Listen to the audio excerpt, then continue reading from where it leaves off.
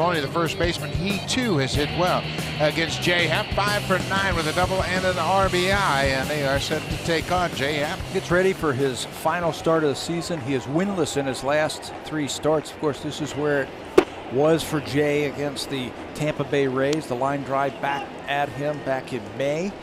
So you figure he's got something to play for here, trying to knock them out of the playoffs. Ben Zobrist takes a strike. It's 1-1. This is the tightest 3 clubs have been contending for any playoff spot with no more than 2 games remaining since 2007.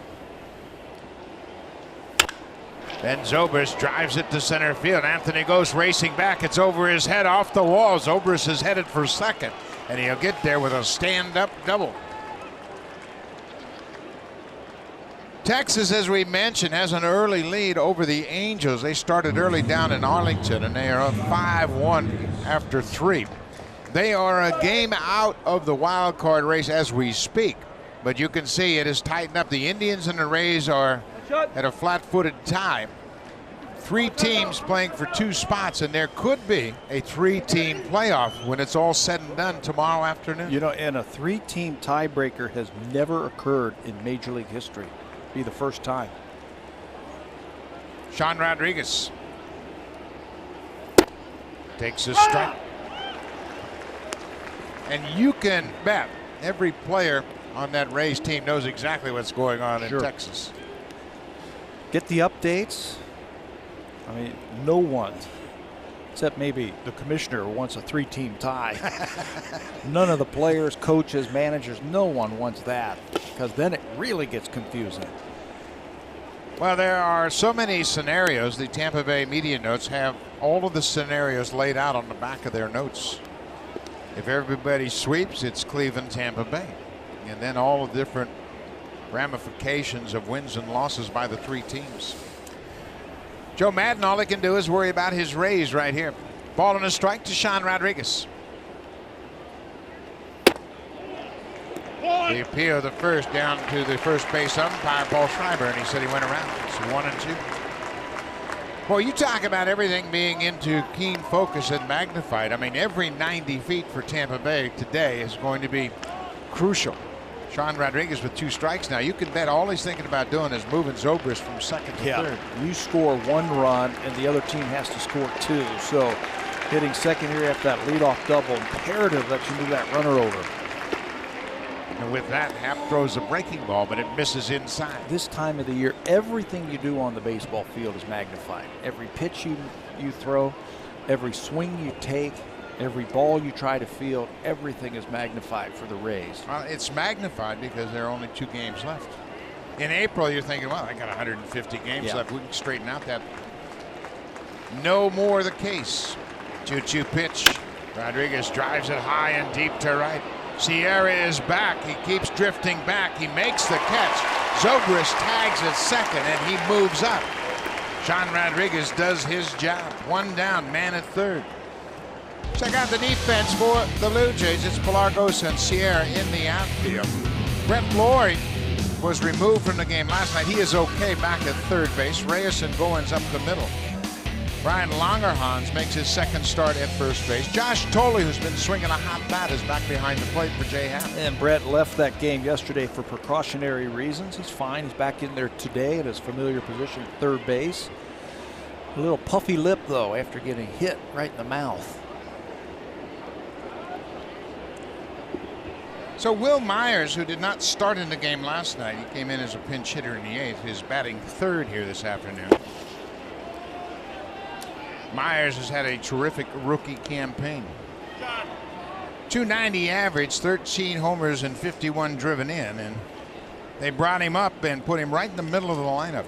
You know, the important stat, though, when you look at Will Myers and what he has meant to this Tampa Bay Ray team, their records since June 18th, since he's come up, 54 and 37. That's the only one you need to worry about right there. He has hit .301 against lefty pitching this season. Good-looking young player. He came to Tampa Bay from the Kansas City Royals. In a way, That every at-bat power threat. Ahead in the count here. 2-0 changeup right there. Since his call-up on the 18th of June, he has led this club in runs batted in and slugging percentage. Tied for first in extra base hits. 2-2. Now a couple of nifty off-speed pitches here by Jay Happ. Falling behind Wil Myers, comes back, changeup right there, a nice slider down and in to get him to swing over the top of it. And now that he's gotten to 2 strikes, this is where you go for the strikeout. Runner on third, less than 2. You want to prevent Wil Myers from putting this ball in play. Ground ball to third, and it skips past Laurie into left. That scores Zobrist. The ball hit sharply, and that's a trademark of Wil Myers, to hit the ball hard. That's a lot of what we saw when he first came to the big leagues. He would hit ground balls in the hole where you would see infielders not even be able to get out of their stance. And this right here, unfortunate for the Blue Jays, his curveball hangs a little bit. Myers hits it hard, but if Laurie's able to make this play, he's got Ben Zobrist dead at the plate. No doubt about it, he'd be able to get him, but that ball just ate him up, got into the outfield. The Rays take the early lead. Evan Longoria hitting out of the cleanup position. First pitch is a strike. So the Rays break out in front, as they did last night when Zobrist hit a first inning home run. Today Zobrist doubles and is driven in by Wil Myers. 0-2 the count on Longoria. Well, and the Rays are a team that Jay Happ has had some struggles against. 4 starts against the Rays. He's 1-1, an ERA of 8.44. So, you know, with numbers like that, he's looking to get back to his form from 2 starts ago, where he pitched very well against the New York Yankees. But this Rays lineup has a lot of confidence going up against him. Myers back in at first. Zobrist doubled off the bottom of the center field wall. Rodriguez hit a fly ball to deep right field, caught by Sierra, and Myers scorched one past Laurie. And a big cut right there on a fastball, and Longoria is out on strikes. Let's take a quick peek at this Blue Jay defense as it lines up this afternoon. In the outfield, left to right, Kevin Pillar, Anthony Gose, and Moises Sierra. Across the infield, third to first, Brett Laurie, Jose Reyes, Ryan Goins, Ryan Langerhans at first base, and Josh Thole will be behind the plate. There's Delmon Young, the designated hitter. He's been an interesting addition for the Rays, and recently has swung the bat extremely well and has been in there not only against left-handed pitching as he is today, but against right-handers as well. Out to second. Goins will make the throw to first. Tampa Bay with a run in the first. Toronto coming into bat.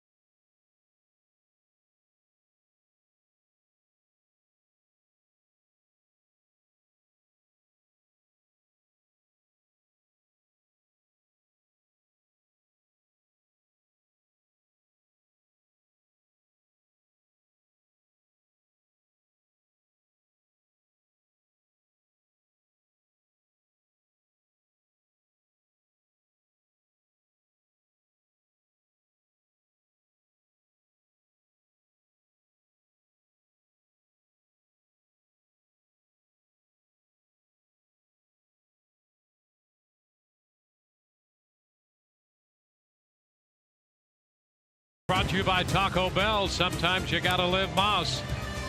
For Toronto, Jose Reyes leads off, then Brett Laurie and Adam Lind in there at DH. Moises Sierra, the cleanup hitter. Anthony Gose, then Ryan Goins. Ryan Langerhans. Josh Tolley will catch. He'll hit 8th, and Kevin Pillar in left field bats 9th. Well, taking the mound this afternoon for the Tampa Bay Rays, right-hander Chris Archer. Here is the key: 18 outs, 6 innings. When Chris Archer goes 6 innings, the Rays are 12-1. When he does not, record not so good. So that is the benchmark. If he gets to 6, it's usually a good day for the Rays. And he is in uncharted waters, pitching this deep into September. 9-7 on the year, and he faces Jose Reyes. Reyes starts the day hitting .295. And the first pitch is a fastball for a strike. And Dwayne, when you talk about uncharted waters, it's not always about the innings pitched. It's about the extra month of the season. You know, the minor league season is 5 months long. Big league, obviously, you're going that extra month.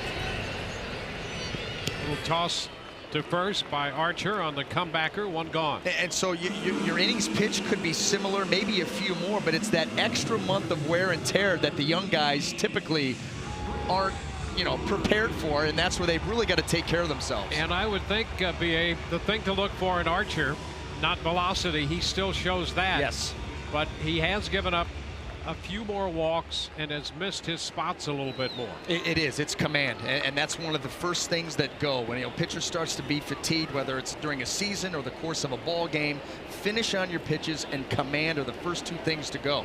You're right, velocity's still there. Got to put in good spots. A shot right back over the top of Archer's head into center, and Brett Laurie, who was hit by a pitch and sustained a bloodied lip in the 7th inning last night, comes out and hits a laser through the middle of the infield. Yeah, he's not going to wait around here on Archer, and Archer left that fastball about belt high, middle outer third of the plate. And Brett Laurie still steaming from getting hit in the face last night. In fact, the second pitch after getting hit, he stole second base. You can see the lips a little bit fat there on the left side, his left side.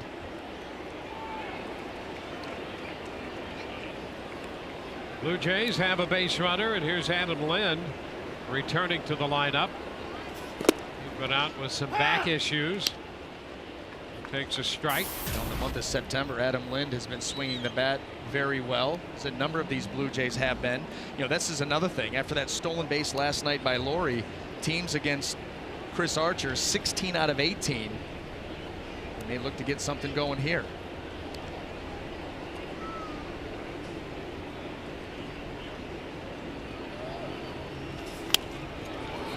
Lind fouling a fastball back. Velocity on that at 96 to underscore the point about how hard Archer continues to throw. This is the other thing too. You better believe that Chris Archer's not going to leave. You know, this could be potentially his last start of the season. He's not going to leave anything, you know, in the bag of tricks. He's going to let it all hang out. And this is also a kid who, in his last, you know, 5 starts, he's not gotten out of the 5th inning 3 times.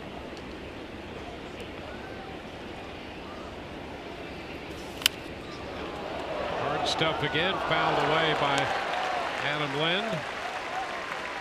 Still 2 strikes. You find yourself in these kind of starts where, you know, to Chris Archer and to the Rays, really, this feels like a playoff game. And so it's max effort on every pitch that you throw. You could be tired tomorrow and the next day. Today, empty the tank. Rays have been caught by the Cleveland Indians in the wild card race for the top spot. Texas looming a game back. Another foul ball by Lind. You mentioned those 5 games, the 5 starts for Archer. There's a wild card breakout right now. Archer's ERA overall 3.21. It was under 3 for the longest, but in those 5 starts it's close to 4.9. So it's inched its way up over 3 for the year. Well, Chris Archer, we've seen the fastball anywhere from 95 to 98 so far today. He's got a very good slider, gets a lot of depth on it. He throws that pitch very hard, and he's got an emerging changeup that really, I think the Rays would like to see him use just a little bit more. I think that was a pattern that he got into in his last start against the Orioles, and as that game went on, it cost him. Too predictable. 1 ball, 2 strikes. There's that slider, and he's trying to backdoor it. He's throwing it 88 miles an hour with the depth of a curveball. This is a filthy pitch here by Chris Archer. You see the depth on it, just stays off the plate. And there are times when he can use that slider down and in, even to a left-handed hitter. It's got such great depth. A little piece of one foul right there. That's where he likes to go for his strikeouts. There's one right here, meant to be away. Chris Archer going right down on the backside. You know, that he gave up a home run on one of those sliders down and into Brian Roberts. And you hope that doesn't cause him to shy away from that pitch. You know, that down and into a lefty, that's a danger spot, but his slider, if he gets it where he wants it, they're not going to be able to hurt him.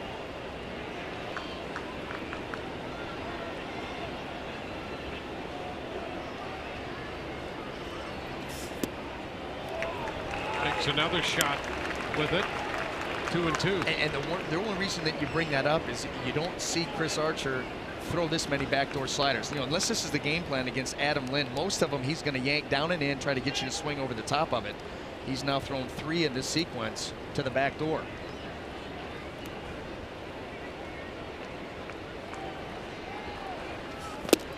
And he gets a strike right there. He stayed away.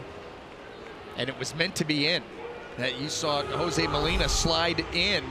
And right here, Adam Lind, that ball out over the plate, could not hold up, started to commit.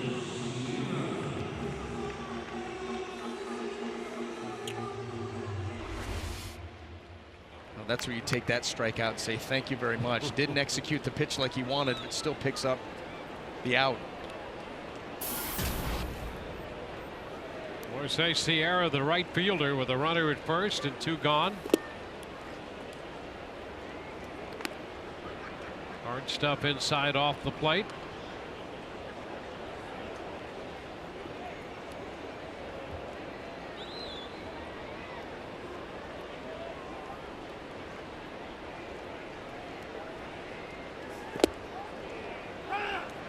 And a strike. Boy, this is an interesting player here for manager John Gibbons, getting a chance to play right field every day with Jose Bautista being shut down for the season. And he's put up tremendous numbers in the month of September. And the last couple years in the minor leagues starting to show some of the power that they thought when they signed him that he would one day have. Let's take a quick peek at the Rays defense as it lines up this afternoon in the outfield left to right. Sean Rodriguez, Sam Folden, Will Myers across the infield third to first. Evan Longoria, Yunel Escobar, Ben Zobrist, and James Loney. Jose Molina will handle the catching duties.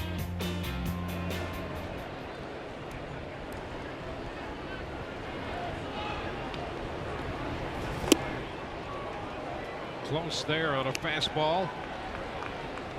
So the count evens at 2-2. 1-2, you're trying to crowd Sierra. He, of course, talking about that power. He wants to get those arms extended and drive the baseball. 2 strikes, probably looking for something middle away. Archer inside again. Now the count is full. Well, now this is where Chris Archer goes to the slider down and away and hopefully gets Sierra. Get a little bit out in front. Swing over the top of it, especially after having 2 fastballs crowd him in at the hands.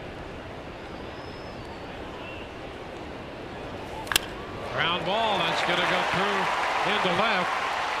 Laurie aggressively headed to third. The throw close, safe.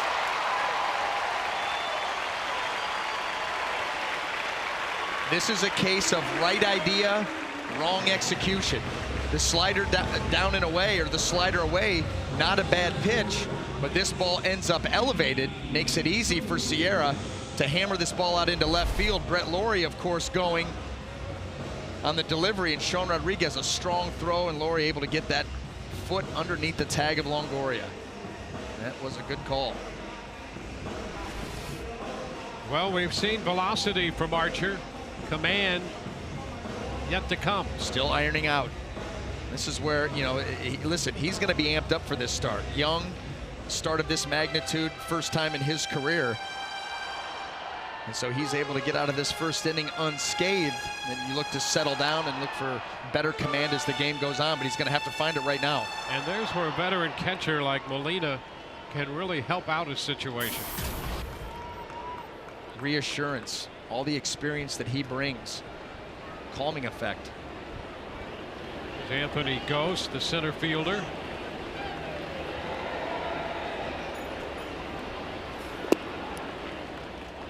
First pitch is down.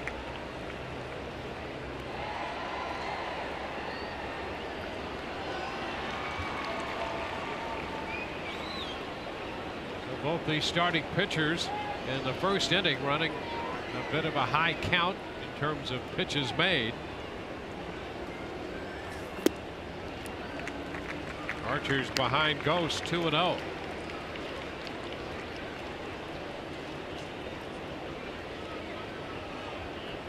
This next pitch will be the 20th pitch of the inning for Archer. He averages around 16.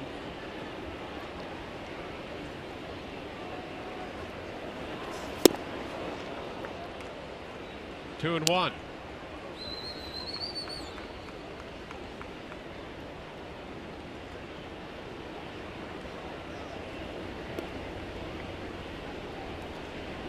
Rays got a run in the first. The Blue Jays threatened in the bottom of the inning.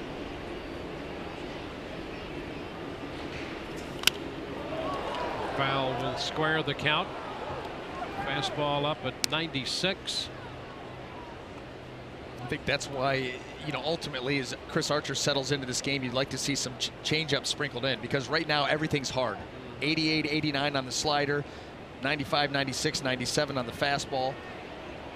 A changeup anywhere from 82 to 85, just a different speed and a different look, going in an opposite direction. Ground ball to third. Longoria takes it to Zobrist for the force, and the Blue Jays strand two. We're at the end of an inning, 1-0 Tampa Bay.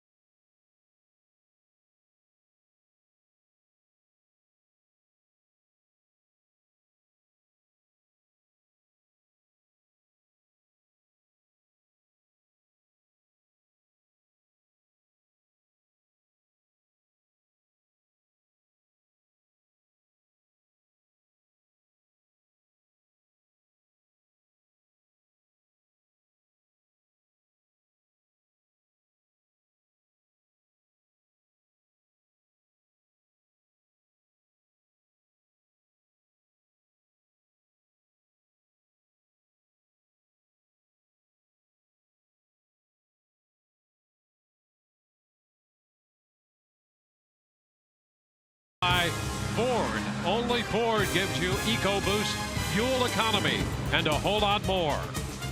And by Taco Bell. Sometimes you gotta live Moss.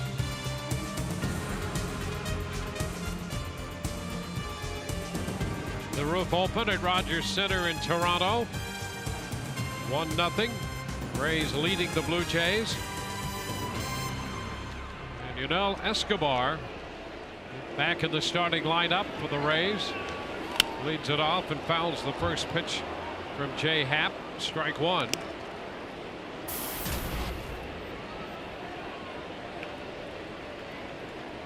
Escobar left Tuesday's game with a tender left ankle.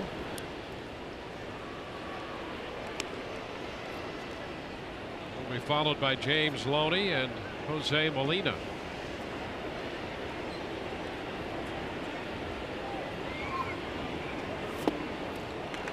Escobar out in front. Slow curveball there by Jay Happ. Good depth on that pitch. You can see Escobar a little bit out in front of that pitch. And that's where Happ, he'll attack you with that fastball, both sides of the plate. Slider, hard slider, good curveball. 2-2.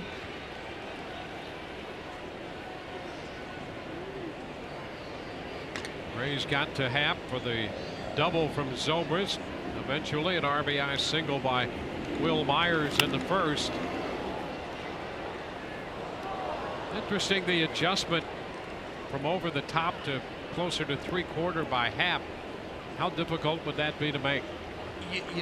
Not as difficult as you would think. However, it's late in the season. It's later in your career. I mean, he's probably been throwing over the top for who knows how long, and then to go down to that 3/4 in just a little bit. And in talking to John Gibbons yesterday and talking to Pat Tabler, the analyst for the Blue Jays, they said, listen, it's just a small movement. And Jay Happ has said, he's like, I feel like I'm throwing sidearm. And we can obviously see it's nowhere near that, but just that little movement, that just a little bit out there, feels completely different to a pitcher. And that's why there's going to be so much work that goes into this in his bullpen, off-season stuff, going into spring training next year. But they really feel like that will help him with his command and even the angle on his pitches.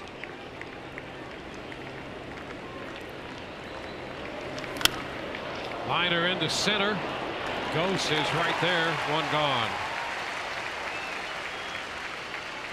Well, let's take a look at our Ford Go Further keys to the game for the Rays. Short-term memory loss. That's exactly what it was last night, a loss, and you got to forget about it. It was a sloppy game played by the Rays. 3 errors led to 300 runs, which actually turned out to be the difference in the game as they lost 6-3. Got to put that behind you with a quick turnaround, come ready to play. They've done that, and for the Blue Jays, it's finished strong. A ton of injuries on this team all year long. A lot of youngsters getting an opportunity here to impress that man, John Gibbons, and management. Try to finish strong, leave a good impression. James Loney takes the first pitch upstairs. Loney hitting .301 for the year. Way high. Interesting matchup here in that Loney against left-handed pitching hitting .306. And the splits on Happ are reversed. Lefties hitting .309 off him, and right-handed hitters just .232. Well, you know what? When you look at his breakout of pitches against lefties, he's got a good changeup. We haven't seen much of it today. A couple of them. Good changeup against lefties. It's a mile-high infield pop, and it's going to drop. Happ got out of there and left it to the infield, as he should do. That ball was about as high as any that we've ever seen here. Well, and you've got a very clear day, a high sky, they say. There's no perspective. You don't have any perspective on this ball. You can't play it off of a cloud. And you've got guys coming in. Nobody really takes charge. And if anything, that ball should be in the hands of the shortstop, third baseman. You're thinking about Laurie or Reyes making that play, not Goins coming all the way across the mound. He was the guy that gave the most effort towards it, never got there. That is just inexcusable, an infield double like that. Loney at second. Now here's Molina. Upstairs, Goins who was back at second, had to come all the way in, traverse the mound, and try to find the ball at the same time. That's right. That's a ball meant for the left side of the infield. Yes, it was a mile high. You can't blame a pitcher going forward from trying to call off the infielders, saying, listen, that's my double. Strike to Molina. Let's see if the Rays can capitalize. That's the key. You get a gift double like that. An infield pop-up double.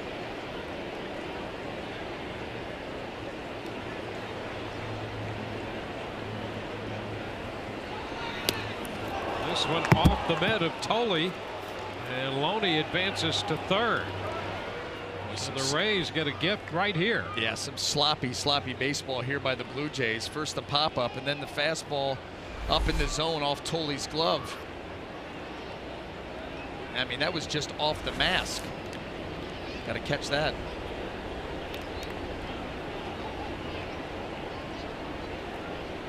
Now the infield comes up. 2-1 the count. Infield double. Pass ball. Molina takes ball 3. He's ahead in the count.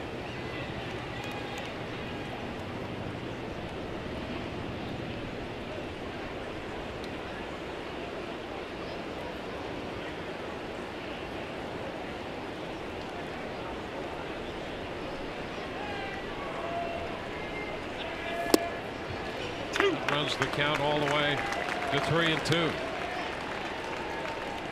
a big opportunity for the Rays to cash in. A scoring opportunity handed to them.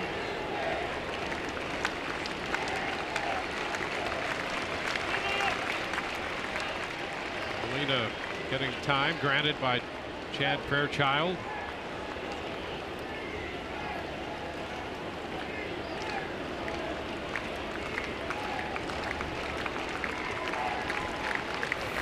And strike 3 called. Big strikeout for Jay Happ. Now it's time for a Pepsi game break. Dwayne, thanks. It's Greg Amsinger here. A must-win situation in Arlington for the Rangers with Elvis Andrus at third. This is a wild pitch. Andrus scores the 5th run of the game for the Rangers. The Angels have committed 4 errors in this game. Rangers up by 2, top of the 5th. Dwayne, Ryan, back to you in Toronto. Greg, thank you very much. Rays committing 3 errors in the game last night. Wild card. There it is. Cleveland and the Rays at the top. Texas one back. It tightened up last night with Cleveland and Texas winning. Tampa Bay dropping their game here at Rogers Center. Cole lifts it to the left side. Laurie into foul territory, and he makes the catch back to the infield over the shoulder. And the Rays miss an opportunity. They'll leave Loney at third. Here's the catch by the Blue Jays third baseman. 1-0 Tampa Bay.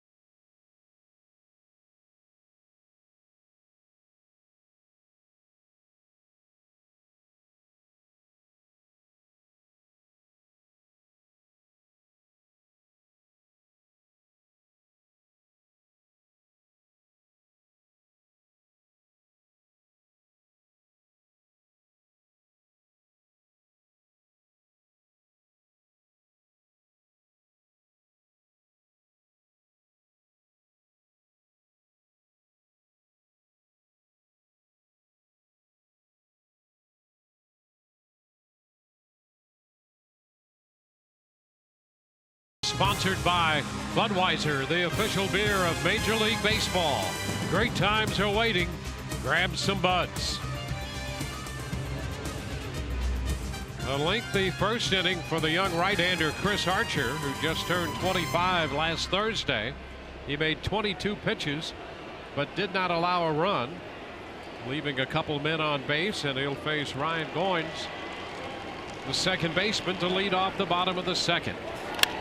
And a long one deep to right, down the line, and foul. Goins jumped on that first pitch. He has one home run in the 32 games he's played for the Blue Jays, and had home run distance on that one. I tell you what, when we spoke with John Gibbons, this is one of the guys that he said really has stood out to him. Second base has been a problem area for the Blue Jays all year, but he said that he has really locked it down smooth. We've seen some big swings from him. Well, there's a big one, and he misses 0-2. He was the MVP of their AAA affiliate in Buffalo. A young man out of Houston Baptist, or Dallas Baptist, same school that Ben Zobrist attended. You get some tremendous baseball players out of that school. One of the better, smaller schools you can go to play ball. They even went after Brian Anderson at one time. Made a huge mistake. A ball, 2 strikes on the Toronto second baseman.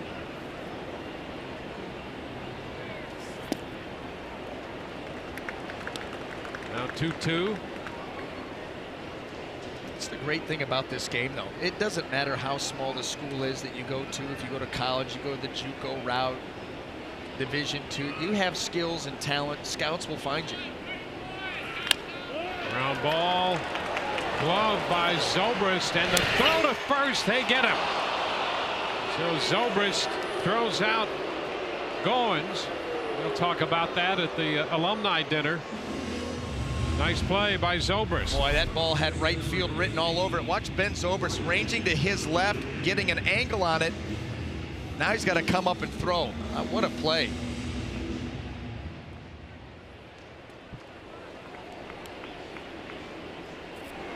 Great effort by Zobrist. And you can see Chris Archer much appreciated in the background. Yeah, Archer's still trying to settle in. He'd like to limit his pitch count and allow himself to pitch as deep into this game as he can. Ryan Langerhans takes the ball.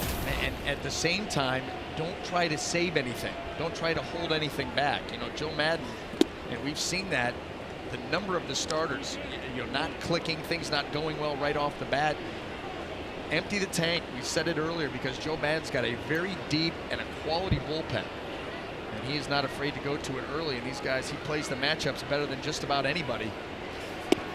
Well, he's made 45 pitching changes over the last 10 games. How about that? So he's taken full advantage of the expanded roster. And in those 10 games, the bullpen is 4-0 with an ERA of under 1.5 at 1.40. So he's done the matchups quite well. Molina chatting with Archer, who has fallen behind Langerhans, 3-0. Still trying to calm the young right-hander down.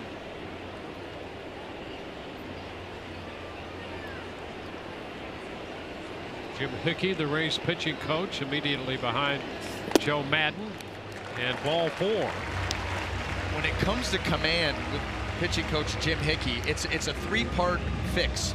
First of all, you're counting on the pitcher out on the mound to be a good self-coach and figure it out. You know, you got your keys to your delivery. You try to figure it out yourself. When you're not able to do that, you have the veteran catcher Jose Molina that picks up on something. He goes out, tries to help you.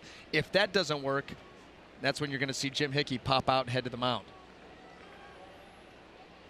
Here's Josh Thole. The catcher takes a fastball, and that's a strike.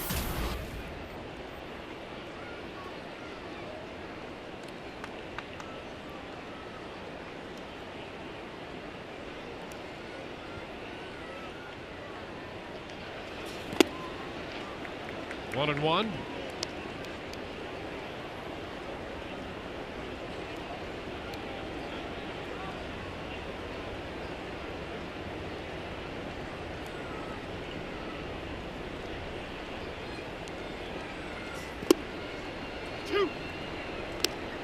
give Archer the advantage in the count up on Tolley. 1 ball, 2 strikes, 1 on, 1 out. Bottom of the 2nd inning. Tampa Bay with a run in the 1st. Blue Jays threatened in their 1st, leaving 2. It's out of play and the count holds. With this wild card chase right now, with 2 days left, there's still 27 possible combinations of Rays, Indians, Rangers, wins, losses for today and tomorrow, all affecting the way this thing will work its way out. And as this game moves along, we're going to go through each and every one for you, just to keep you riveted. There's a big graph being drawn up as we speak. Got a pointer. I'm going to go to work. 90 and 70. The Rays, the Indians 90 and 70. The Rangers 89 and 71. And Tolley's out on strikes. That had some bite to it. Let's go to the MLB Network studios for a game break. Dwayne, thanks. We got to go back to Arlington. Howie Kendrick at the plate, going the other way. Rios comes close, but it's up against the wall.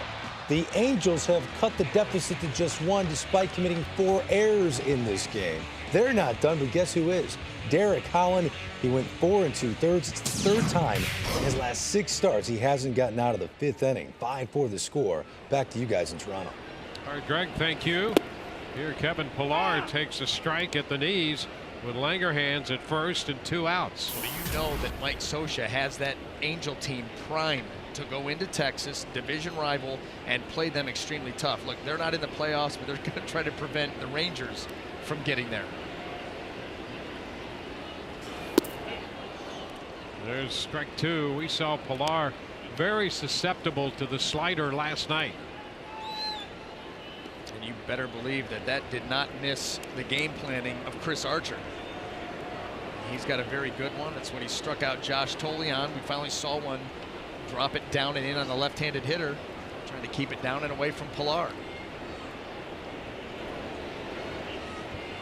A 2-strike count.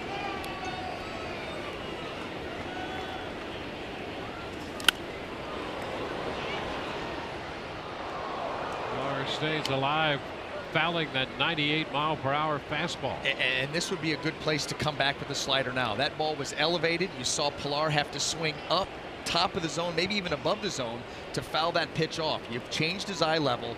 Now drop that good slider down and away. See if he won't swing right over the top of it.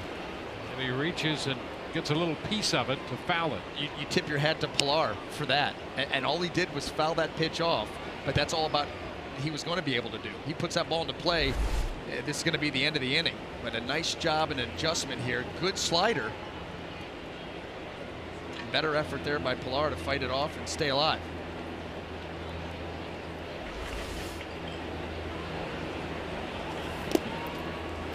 Lays off the pitch.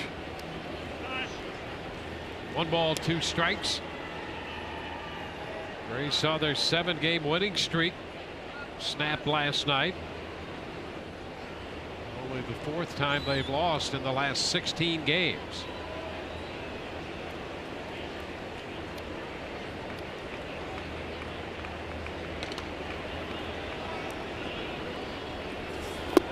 And Pillar could not check on that slider. He's out on strikes. A man left on base. We'll be back after a word from your local Fox stations.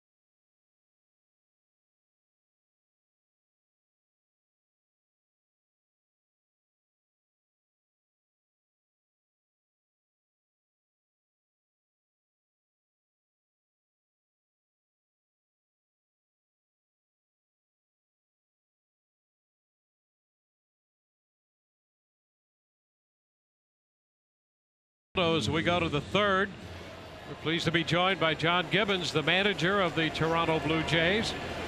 And John, a lot of expectations for the Blue Jays this year, but a lot of injuries. And you've had a chance now to see a lot of these young players that you might not otherwise have seen. Who would be the most impressive of that lot for you? I tell you what, Dwayne, you know, our second baseman today, Ryan Goins, has really come out of nowhere. You know, as an organization, we liked him, but we kind of viewed him as a going into this year as kind of a utility player. Since he's come up to the big league, he's really filled a big hole for us at second base and done a tremendous job, showing good range. One of our downfalls this year, we really hadn't played very good defense, especially in that second base slot. And he's really come back and filled that in for us nicely. And he's swinging the bat too as well. There's a drive deep to left, and Pilar makes the catch on that drive by Zobrist. Here in Toronto, you never, hey, that ball gets airborne, you never know. Especially with the roof open. That's right. Hey, John, you know, this has been a trying year for Jay Happ. Obviously, he missed 3 months with the head contusion, the knee issue, and now that he's come back, now dealing with an arm angle change, moving him down just a little bit to improve the command. What have you seen from your lefty starter this afternoon? Well, I tell you, I really like what I've seen. You know, 2 starts ago, he started playing with it, and we've seen some pretty good results. It's, you know, because he was so far over the top, he just battled being up and down in the zone, you know, finding that consistency. And now lowering him a little bit, now he's able to work in and out a little bit more. It's helped his breaking ball quite a bit, and he keep that in the zone as well. So that's a work in progress right now. But for this is his 3rd start since he started. I've seen great improvement. I think we all think it's something that is going to help put him over the top. John, we certainly appreciate you taking the time in the middle of the game to visit with us. Good luck, and we will look forward to seeing you next spring. Hey, enjoy visiting with you guys. Take care. All right, John Gibbons, the manager of the Blue Jays, taking time in the middle of the game to visit. 1 out. Zobrist with that deep fly ball to left, and the count to Sean Rodriguez. 2-1. This one airborne, short left. Reyes starts out, but Pilar in. 2 outs. I think manager John Gibbons seeing the same thing that we are. A lot of potential here with Jay Happ and that arm angle. The velocity's plenty good, 92 to 94. Good depth on the breaking ball. The slider, the few that we've seen have been tight. Haven't seen the changeup as much, but you would think that there's a lot there to work with. Pitching coach Pete Walker. That could be good for this Toronto Blue Jay ball club. One of the areas they want to concentrate on is shoring up their starting pitching. They've had some injuries there as well. And Jay Happ, now 30, an opportunity for him to really step into something good. Well, that's what you need that here playing in the American League East. You know, you look around, they definitely, when they're healthy, their lineup is strong, it's powerful, it's a threat. You know, John talked about it, about cleaning up the defense a little bit and getting some starting pitching. You got to get off to a good start because they turn it over to a very good bullpen. Got to bridge that gap though. 2-1. I think too that the key is dominant starting pitching, and that's tough to come by. It's if you're going to pay for it in the free agent market, you're going to pay through the nose. You got to draft and develop it, and that's not something you're going to do overnight. High fly ball back into left. Pilar just to the edge of the track and makes the catch. 3 fly balls. We go to the bottom of the 3rd. 1-0 Tampa Bay.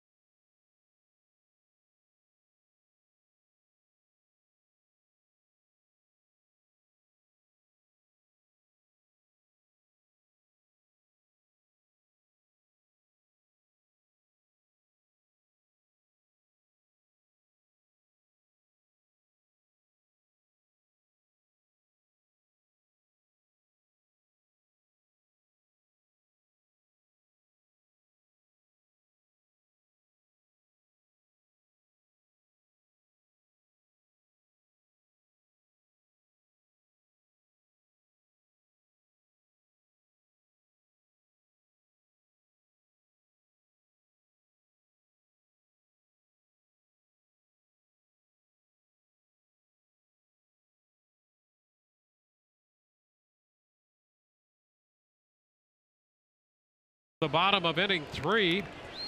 Top of the order for the Blue Jays against Chris Archer. Jose Reyes out pitcher first, his first time. Comes out swinging at the high fastball, fouling it. Strike one. I think the second time through the lineup, you're going to see these Blue Jay hitters try to take advantage of Chris Archer and the number of pitches that he's thrown out over the plate. You saw Brett Lawrie be aggressive with him his first time up. I think that you're going to see that theme continue. Down and in with a slider. It's 1 ball, 1 strike. 22 pitches in the first by Archer and 21 in the second inning. Already making more pitches than Jim Hickey would like to see him make. That's a strike. So he's ahead of Reyes. A ball, 2 strikes. Pleased to be joined by the 2-time manager of the year of the Tampa Bay Rays, Joe Maddon. Joe, a tough loss last night. There's a lot of emphasis in the organization on process. Yep. Is this where process pays off? Got to stick with it. I just told Archie earlier in the game, 1 pitch at a time, buddy, because he's got such good stuff. He gave up that base hit to Sierra on that, I think it was a full count breaking ball to left field, and I saw him get a little bit animated, and I reminded him about something he does very, very well, and that's 1 pitch at a time. Well, Joby, you think about that game last night, the heat of the playoff race. It was a sloppy game by the Rays, not typical at all. Does the quick turnaround help or hurt your bunch? You know, I don't know. Last night, a little bit of fatigue was part of that game, I thought. That's unfortunate right there. A lot of fatigue was a little bit part of that. We got in real late the night before, so you got the quick turnaround after a night game. I don't know. I don't think there's any great advantage or disadvantage. I always like our guys to get their rest. That's always the paramount thing with me. Well, a tough break right there on that comebacker to the hill, deflected by Archer. How about a double play ball? That'll work. So here's Brett Lawrie. Well, Skip, 2 games left. Joe, talk a little bit about the resiliency of your ball club. You know, you have the tough West Coast trip a couple of weeks ago. Didn't play very well at all, and then all of a sudden you come home, you have that 18-inning ball game against the Baltimore Orioles. You prevail in that game late, and it really looked like that was the wind in the Rays' sails going forward. I agree. We had to have that kind of signature win, as Rick Vaughn likes to allude to, and it then finally showed up at that point. We've been playing well. I mean, even the Texas series was a tough one, splitting 4 games with them, and then to take 4 at home against Baltimore is a very, very difficult thing to do. And then, of course, the Yankees series after that. So. Regardless, we've been playing really good, and I agree with you, B.A., that 18-inning game had a lot to do with it. All right, Joe, we appreciate taking time in the middle of this inning, in the middle of this most important game. We wish you all the best. All right, you guys be well. Enjoy it. Enjoy the national game. Go for it. Thank you very much. All right, see you. 2-0 the count. Brett Lawrie up there, and it's now 2 balls and a strike. Reyes at first.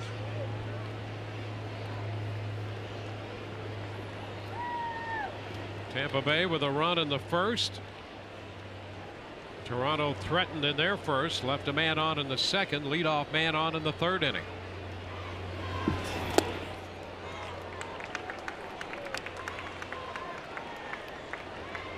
Three balls and a strike.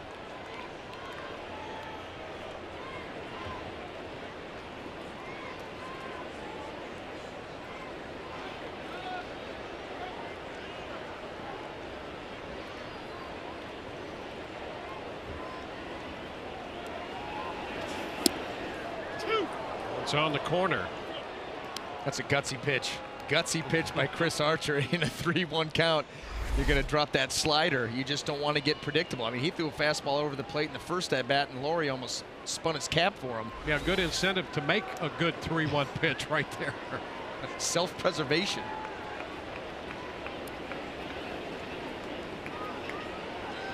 Reyes on the move and a base hit into right. Myers with the pickup. Reyes goes to 3rd on the single to right. 1st and 3rd.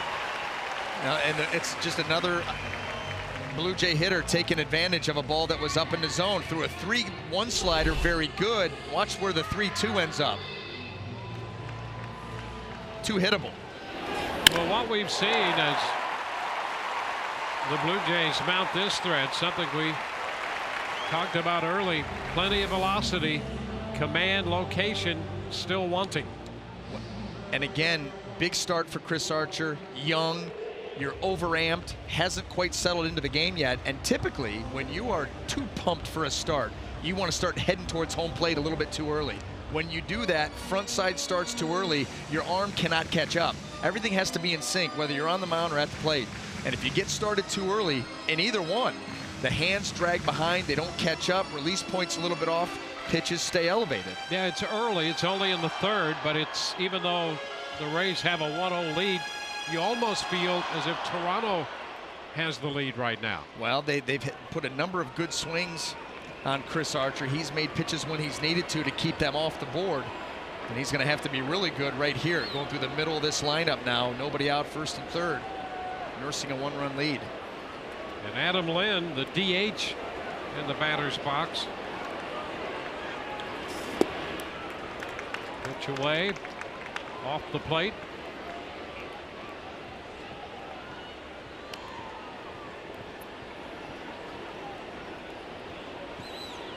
I don't think it'll be too much longer either before Joe Maddon will start to get somebody going down in that Rays bullpen. That's been his MO here in the last week and a half, 2 weeks. Yeah, there's some action right now. Yes, there is. Foul out of play.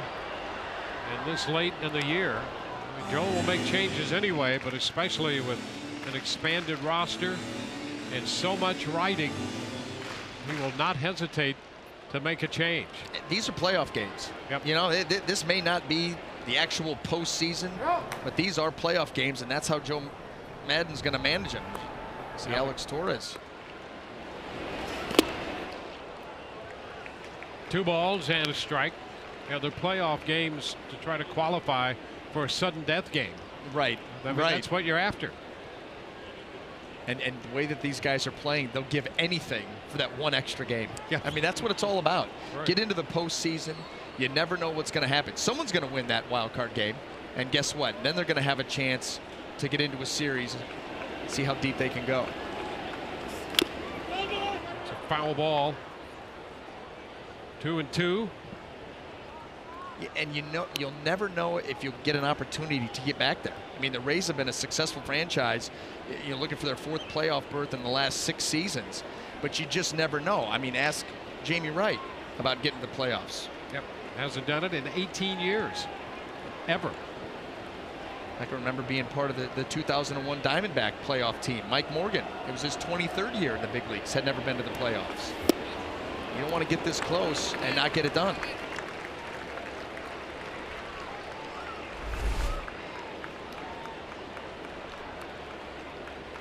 Close. 3 balls, 2 strikes.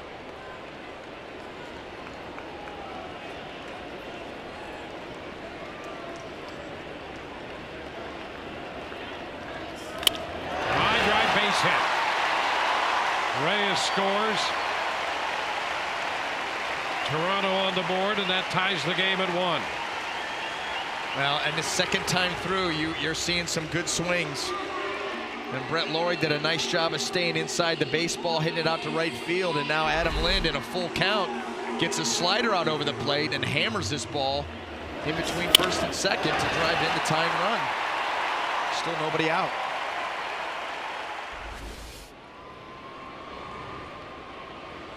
I say Sierra, who singled off the slider in the first inning. If you're Chris Archer, you got to think down, down, down. Anything down. You want that ground ball double play badly. Fouls the fastball back. Extra on that one at 98.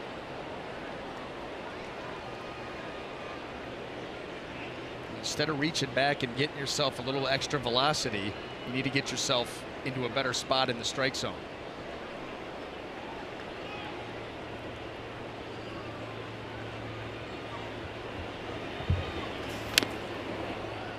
Takes it to 0-2. If you can do both, that's even better. Well, the right spot, that's been the issue for Chris Archer here in the early part of this game. Well, you got to tip your hat to these Blue Jay hitters. You know, nobody on this ball club is mailing it in. They're playing hard to the end. They're taking advantage of those pitches that were up in the zone.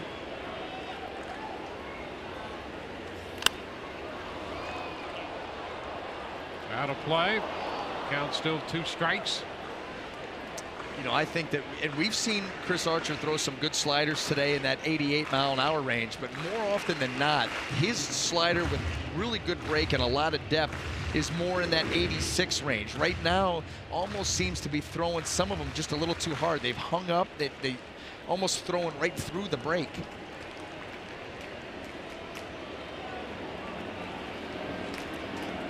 Two hits allowed in the first, a walk in the second, 3 hits and a run here in the third. And he gets Sierra chasing that one. A big strikeout on the slider. 1 away. Let's go to the MLB Network studios for a game break. Dwayne, let's go back to Arlington, see what's going on with the Rangers and the Angels. A.J. Pierzynski at the plate, shoots this one the other way. It's going to score Rios, make the score 6-4, but you'll see A.J. advance on the 5th error of this game by the Halos. Only the Tigers have committed more errors in a single game this year. That's when they committed 6 against the Angels back in June. 7-4 the score now through 5. Back to you guys at trial. All right, Greg, thank you very much. We're in the bottom of the third, and there will be a pitching change. That's going to be it for Chris Archer.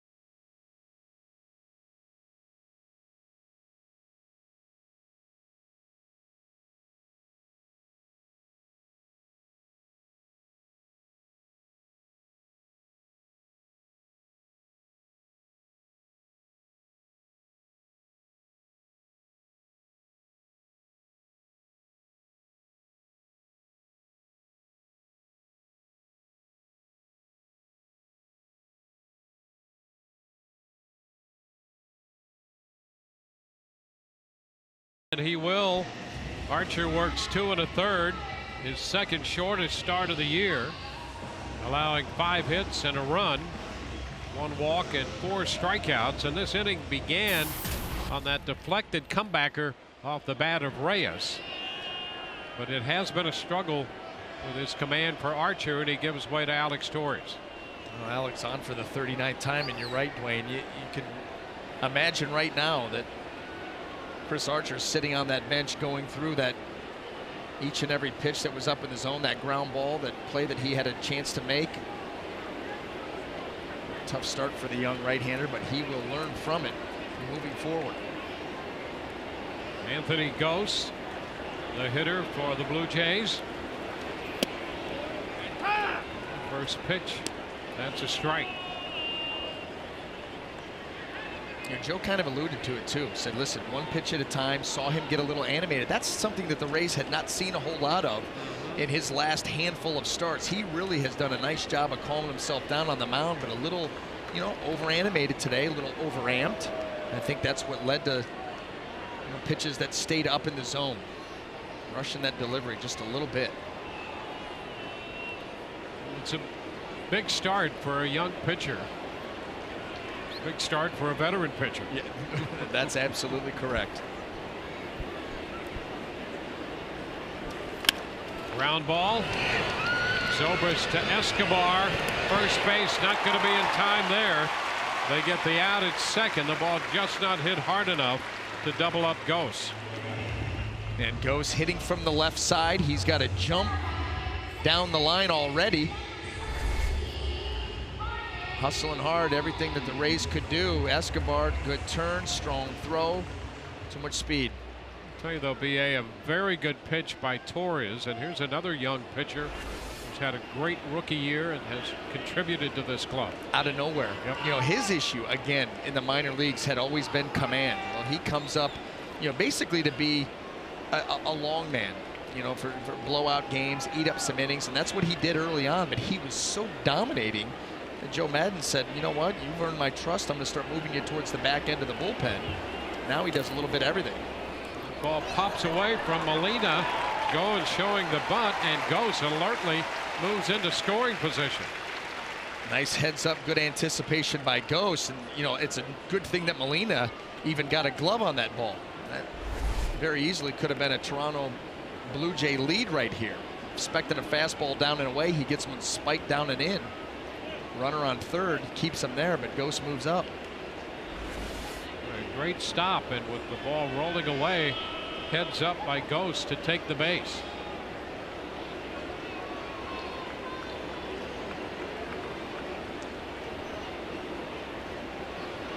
Want to know the count to Goins?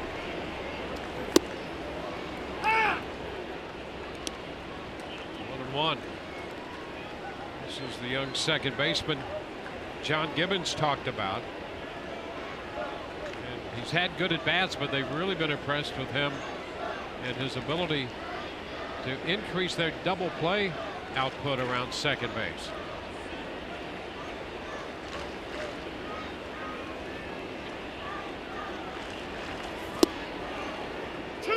Fastball, strike two.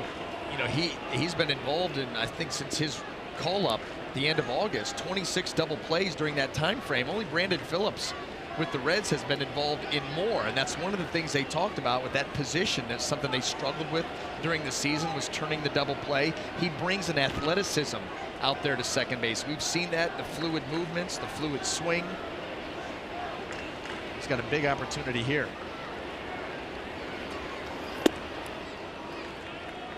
Two balls, two strikes. Chris Archer out of the game after 2 1/3. Torres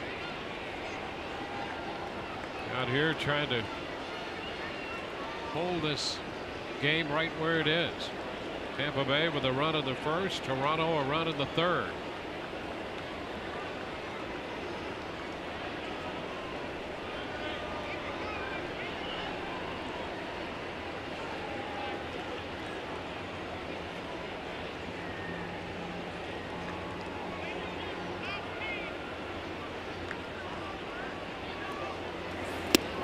Very close. And the count is full.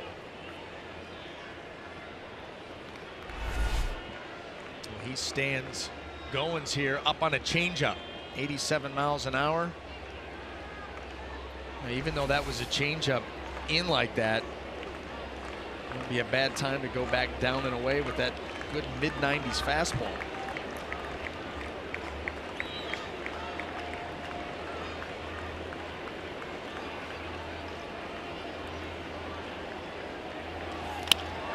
That's a foul ball, just foul.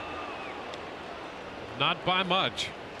He's throwing that changeup so hard today. That fastball, in the 94 range, that changeup in the upper 80s, not a huge differential. Goins almost made him pay right there.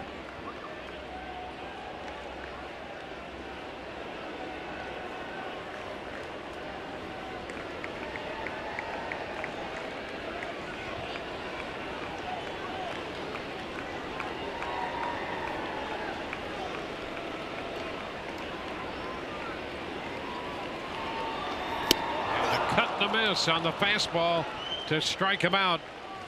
So a good job by Torres. Blue Jays tie it. We go to the 4th.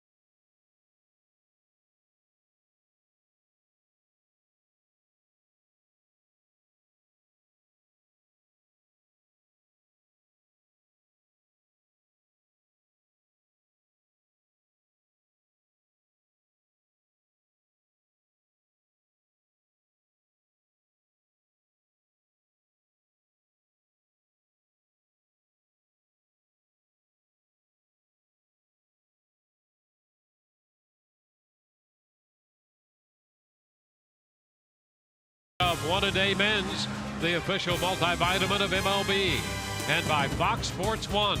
To find your channel, go to foxsports1.com.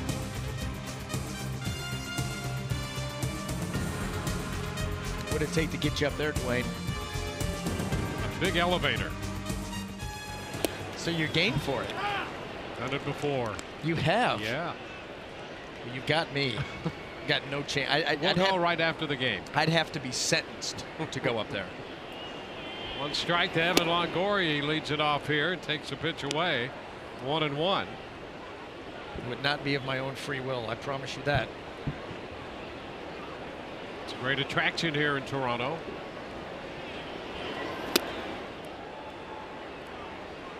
Two and one. Big patch of a clear floor to look down. Yeah. Don't. Try to be professional. Strike two to Longoria. Middle of the Rays order here. Longoria, Young, and Escobar. And there's the changeup from Happ. We have not seen too much of that. He had kind of gone away from his norm. Very heavy fastball changeup against the righties. And he is out on strikes. Tolley came up with that. Longoria thought it might have hit the ground, popping away from Tolley, but he held on for strike three. Well, here's that curveball. Good depth to it. Sweeps it right in, and you see Tolley able to smother that ball. Well, it looked like that ball caught right in the thumb. He's going to show it to home plate umpire Chad Fairchild for out number one. Coleman Young fouls it away, out of play. Rays and the Blue Jays have Chad Fairchild working the plate. 6+ years in the major leagues, and he has distinguished himself as a very good ball and strike umpire. Young takes a pitch high, 1-1. He was ranked the highest of all the umpires when it came to balls and strikes called on pitches taken. Down to third. Lori's throw scooped a little bit by Langerhorns. So that's the Second out here in the fourth, and we will check in with the third member of our crew, Todd Callis. Todd? Wayne, thanks. One of the more remarkable stories in all of sports has been the recent run of the Tampa Bay Rays. If you go back the last 4 years, Texas can match Tampa Bay with a win today or tomorrow, but they have 90-win seasons in 4 consecutive seasons. Nobody in baseball has won 90 games or more in 5 of the last 6 years except for the Rays. And when you consider this team hadn't won more than 70 games in their first 10 years of their franchise existence, an astounding turnaround, guys. Yeah, thank you, Todd. A remarkable feat indeed, and one of the great stories in not only baseball but all of sports, that turnaround and the sustained success story they have been on the field. And Joe Madden and that whole baseball office, a lot to do with that. You got to do it on the field, but you got to put all the pieces together and gather all the necessary information. And they certainly have done a great job at that. There has to be the organizational philosophy that permeates from top to bottom, and everybody has to buy in.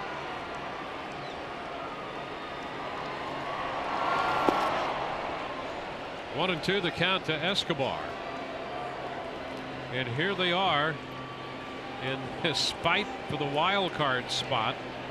You talk about tight. All 3 teams separated by only 1 game. Goins at second from one knee, makes the throw. 1, 2, 3, go the Rays against Happ. A 1-1 ball game.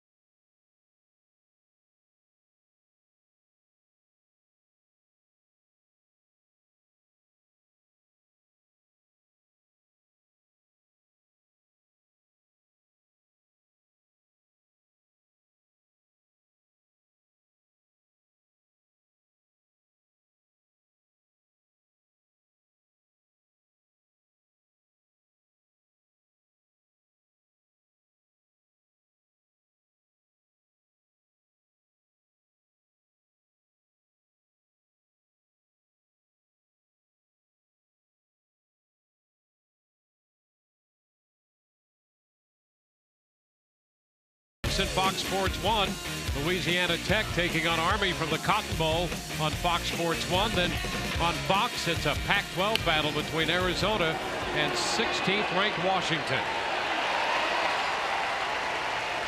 Ron Langerhans reaching to open the 4th inning.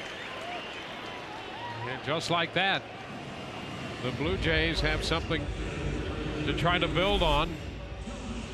You see Evan Longoria back. Langerhans figuring that's going to be a tough at-bat against Alex Torres. Just takes advantage of the placement. Lays that ball down, leadoff hit. Josh Thole.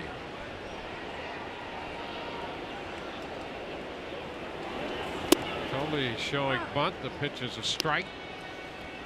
Scores a good job of getting out of the spot in the third inning and limiting the Blue Jays to just 1 run.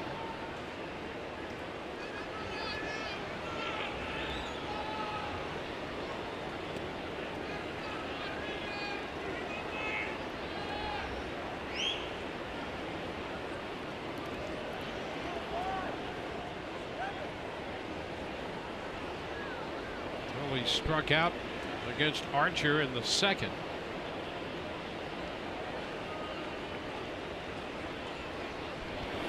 Showing the bunt again on a pitch way high, reaching up Molina. And a nice play by Molina. You know, as a catcher, you're anticipating a pitch not headed towards its intended target.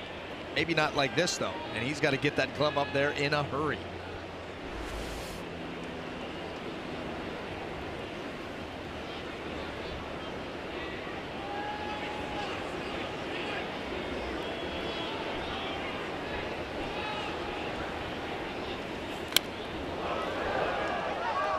Takes the count to a ball, 2 strikes.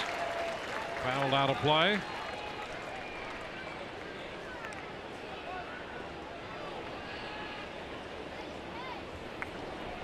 .38-year-old Jamie Wright busy in the Rays bullpen right now. A big bullpen day for Tampa Bay. Archer left after 2 1/3.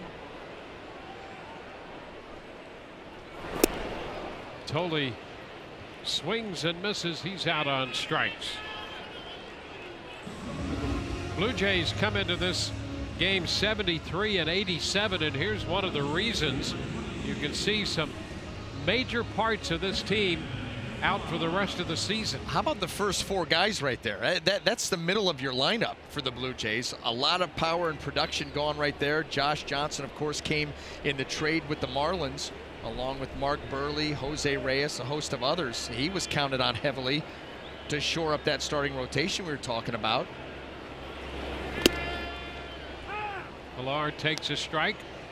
One of Dave Menz, the official multivitamin of Major League Baseball, encourages you to stay in the game when it comes to health and wellness. An extensive list for the Blue Jays this year. But it's their manager mentioned earlier, it has given him an opportunity to take a look at some of the young players, and John Gibbons has been impressed with an eye toward next year. Well, and to his credit too, you know, in talking to him about the injuries, he just refused. He said, listen, everybody has injuries. I'm not going to, you know, even go down that road. I'm not going to talk about that. We didn't play well regardless, you know, on and on and on. But regardless of what he says, those injuries, this was a team that was built, looked strong on paper, and just never got on track. I mean, there were injuries right from the beginning. By mid-April, you had key players already out of the lineup for an extended period of time, and they just could never get things going. Yeah, Gibbons said that even the handful of games that everybody was together, they never played the way they anticipated this team could or should play. So he's not using that as a reason for this team not being nearly as successful as they had anticipated, just to stand up in his response to all that. Yeah, I mean, you could tell in the time that we got to spend with him just how accountable, you know, he is, and he's not going to make excuses and understands what lies ahead and where advances need to be made. 2-2 to Pilar. Certainly looks right now from the Rays' point of view that they're going to attack Kevin Pilar with a lot of off speed. You know, tease him with the fastball and then let him swing over the off speed.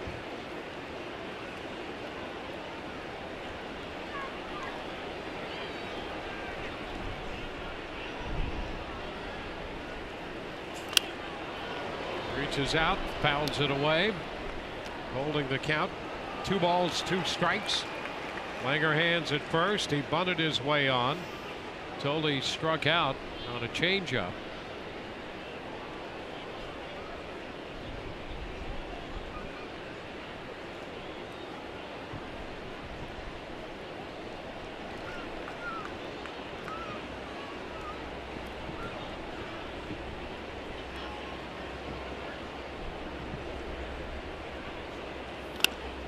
pulls this one foul. We're talking about how tight this race has been with the Rays and the Indians and the Rangers.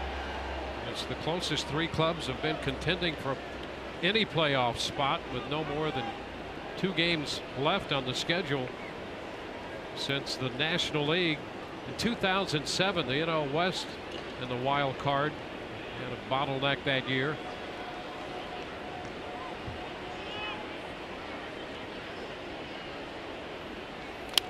Another foul ball. The Diamondbacks were involved in that after 162 games. The Diamondbacks a game ahead of the Rockies and the Padres for the division title. And the Rockies and Padres tied for the wild card with the Mets a game behind.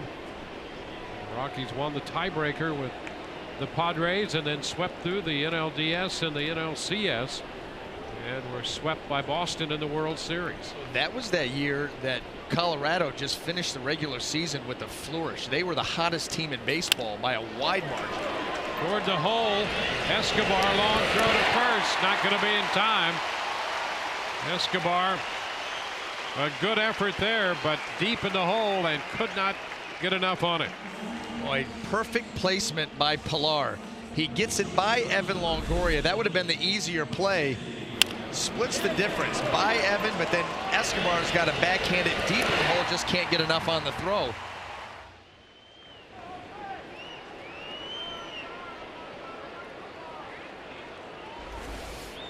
Yeah, that was the year that Colorado finished so strong, swept through, and they swept through so quickly that they had to sit for almost a week and wait for Boston to get done with their series. And by that time, you know, they were flat-footed. Boston came in having been winning, playing regularly, and they just tore right through them. Well, that's the danger of having all that time off. The Rockies had won 15 out of 16. Long drive to left off the bat of Reyes to the track. Sean Rodriguez gets it. Boy, and he got turned around too. He got turned around, fortunate enough to spin back, find it, and make that catch. Jose Reyes making a bid.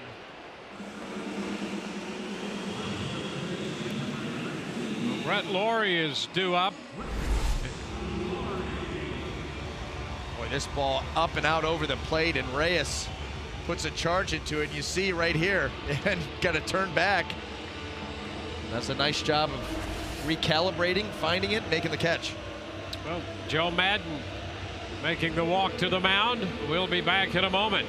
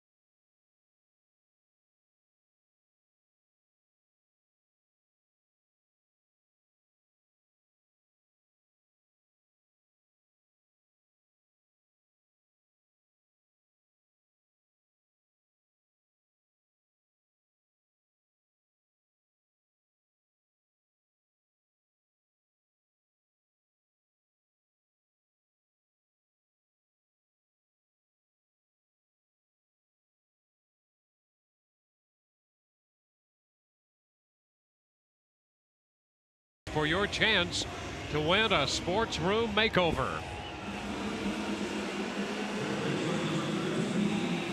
Alex Torres departs in favor of Jamie Wright. 18-year veteran, the third raised pitcher, on to face Brett Lawrie. Another pitcher out of this Joe Madden bullpen that has seen his role expand as the year has gone on. He is now on for the 66th time. 69 and a third innings of work, 63 strikeouts. Joe Madden comfortable with Jamie Wright on both right-handers and left-handers because of his vast assortment of pitches.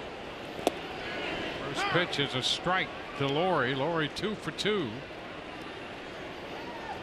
Langerhans at second and Pilar at first base. A bunt single and the infield hit on a ball hit into the hole between short and third that Escobar made a play on.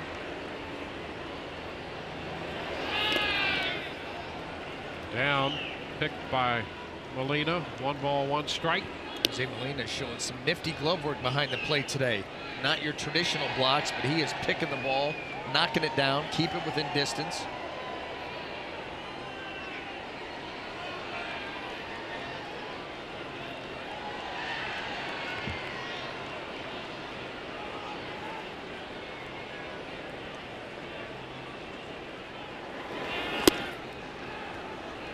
Two balls, 1 strike.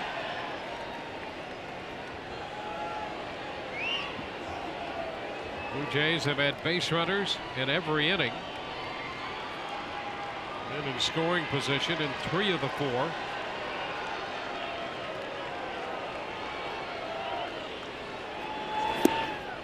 Lawrie tracks that one all the way in, too low.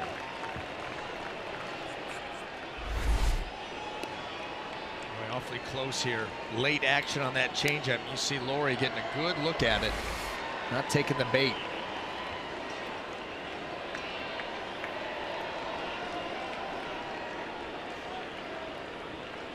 The Rays used 7 pitchers last night, dropping a 6-3 decision to the Blue Jays. And Lawrie walks to load the bases.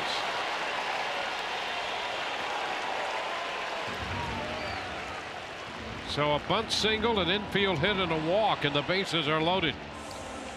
Now the main reason that Joe Madden doesn't mind Jamie Wright on both righties and lefties primarily has been the cutter. And I think that if Adam Lind right here, that's a pitch that he's going to see plenty of. Jamie Wright teasing you with that cutter out there over the plate, 88, 89, trying to cut it in on the left-hander's hands. And as a result, we just saw the breakout lefty-righty. Lefty's 2-11. Yep. You can expect to see that pitch here to Adam Lind. The pitch is a strike at the knees. Lind does have a couple of hits in 6 at-bats of Jamie Wright, including a home run. A walk and a couple strikeouts in that mix.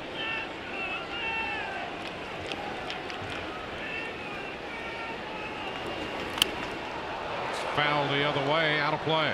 Adam Lind looks like he ought to be a goon for the Maple Leafs. Got the playoff beard going. Well, he's getting ready for the hockey season. Yeah. Their final preseason game here in town tonight against the Red Wings. He's already in mid-season form.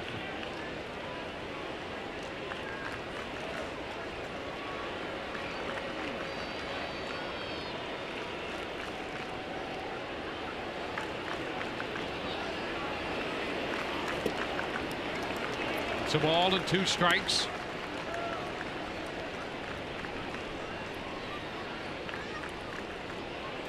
A tie game, 1-1. There have been Blue Jay runners all over the bases in this game.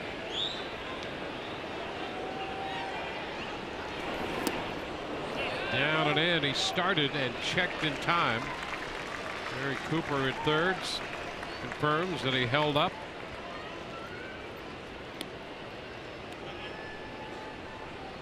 Lind has the run batted in this game for the Blue Jays.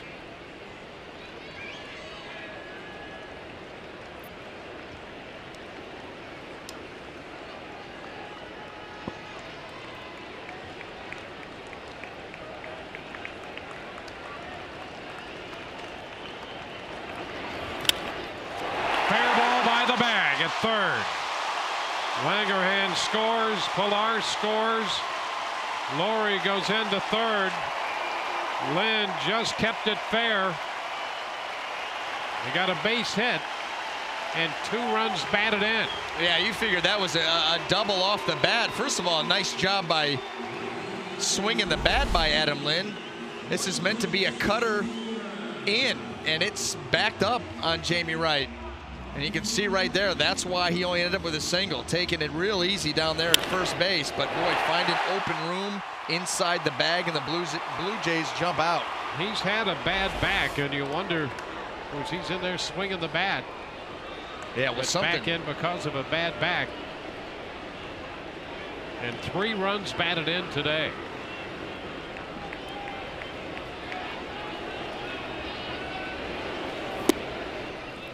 Sierra takes the pitch for a strike.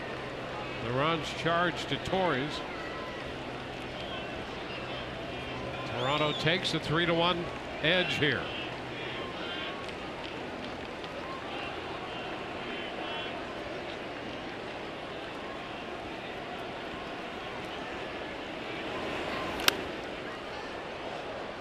Two.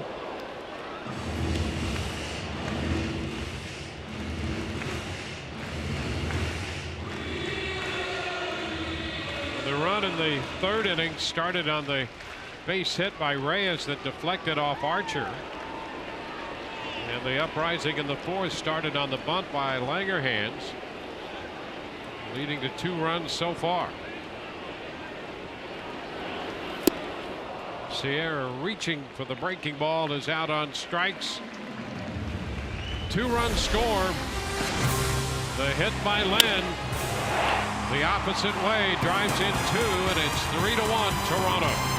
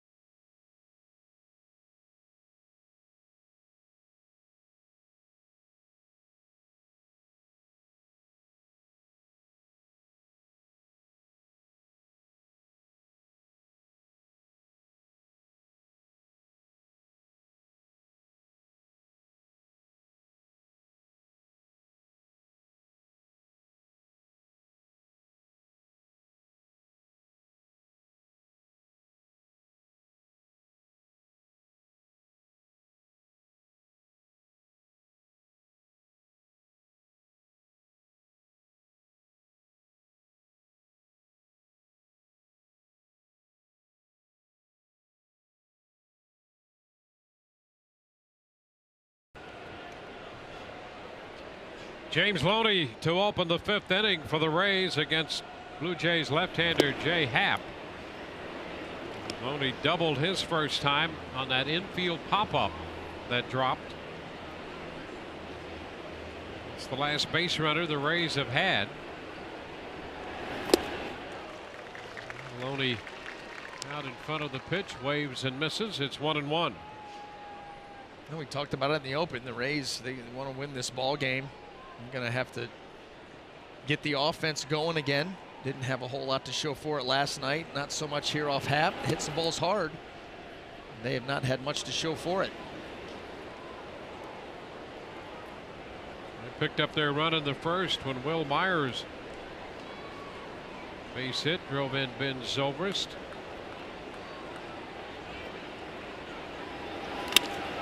The shot deep into center field. Goes a long run, still on the move, and he gets there to make the catch. Ghost covered a lot of ground. That's the first out. Well, the Rays opened the scoring in the first. Myers drilled it into left.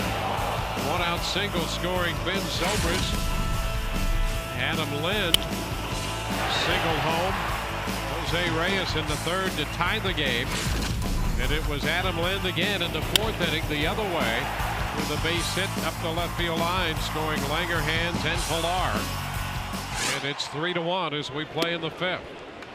Jose Molina takes a strike. Well, this is the part of the game too you'd like to see the Rays break through. We talked about some solid contact off Happ. That ball by Loney was driven well. But the longer this goes on and the longer the Happ is able to keep them at bay, that's when you start to open up that door to that very strong Blue Jay bullpen. Yeah, that's the concern for the Rays, behind early. So there is a sense of urgency to score some runs. Line drive caught by Goins. 2 outs.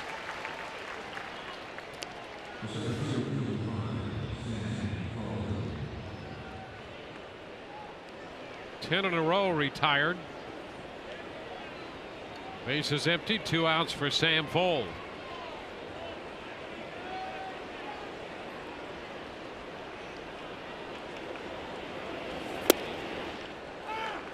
That's a strike.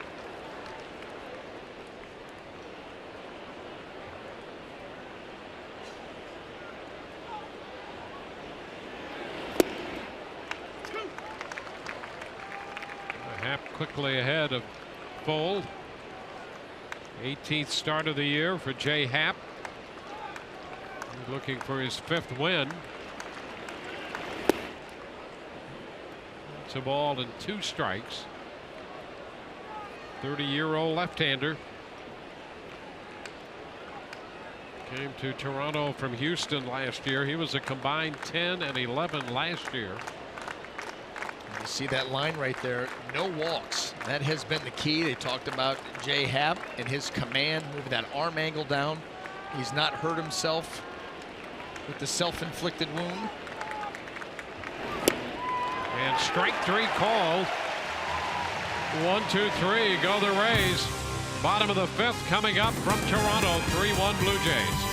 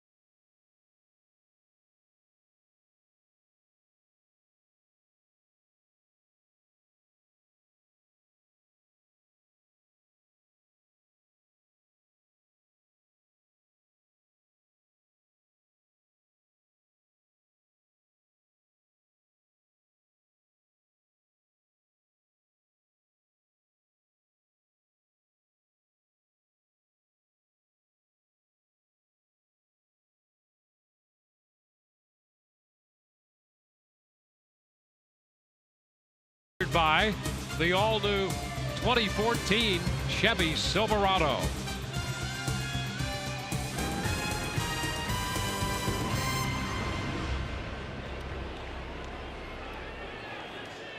Three to one as we move into the bottom of the fifth inning. The Blue Jays lead the Rays. Anthony Gose leads off against right-hander Jamie Wright. Show of a bunt. The pitch is a strike. Gose made a nice catch on the ball hit by James Loney in the top half of this inning. He ran a great route.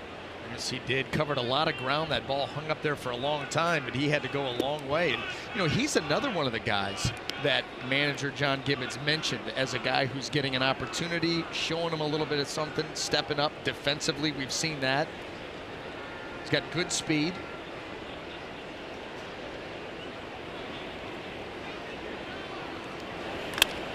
Line drive to right. Falling for a base hit. Big turn, and you've got to be careful with Gose. Well, yeah, that's where that speed comes into play. And Will Myers right there, that line drive by Gose, a cautious approach, not wanting to come in. It's a tight ball game. You're already down by 2 runs. Gose does a nice job. Look at that head down. See Will Myers kind of peel off that ball, let it bounce.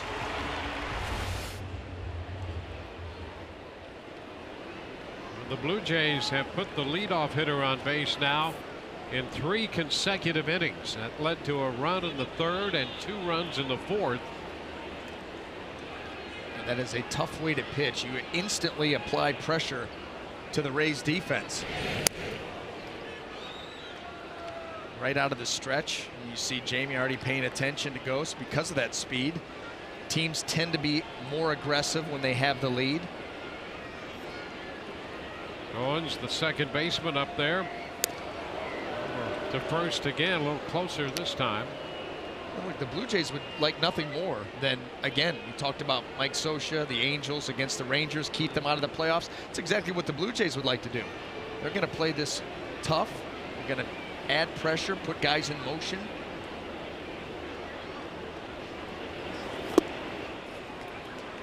Pitch outside.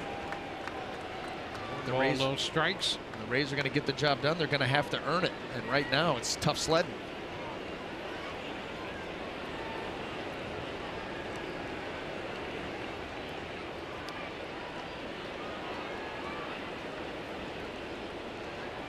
Runner goes. Pitch foul down the left field side.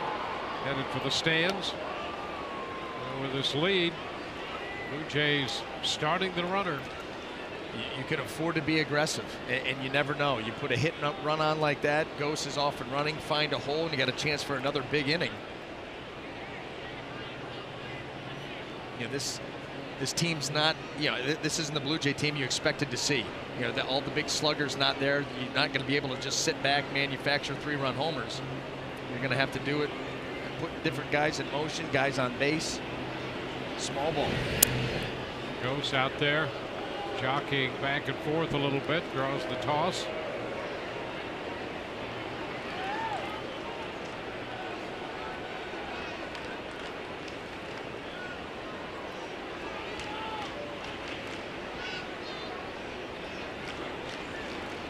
Jamie Wright, the third pitcher of the game. There goes the runner. Pitch is high, and the ball pops out of the mitt of Molina. Gose in with a stolen base. Well, here you go. 4th stolen base of the season. Got a good jump. That pitch for Molina. Well, you see where this pitch ends up. Almost like a pitch out. He comes out, just not able to get that ball securely in the glove. I don't know if it would have mattered anyway. Another man in scoring position. Makes 4 of the 5 innings. The Blue Jays have had a man in scoring position, and they've cashed in a run in the third and 2 runs in the fourth.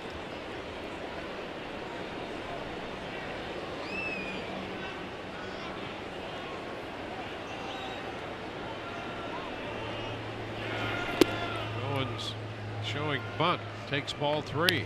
We talked about Jamie Wright and the cutter to lefties, and that's a pitch that has eluded him thus far in his outing. He's been going, some of them have gotten in there okay.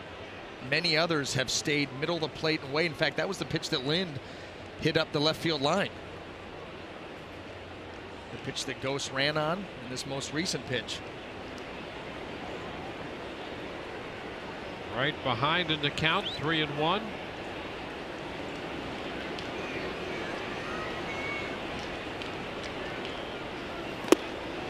That will run the count full. He gets a strike on that, but you look where Molina was set up. He wanted that ball in again. He wanted in on Goins' hands in case he was swinging. Look where Molina's set up, inner half. Look where the ball ends up. Cuts on the outside corner.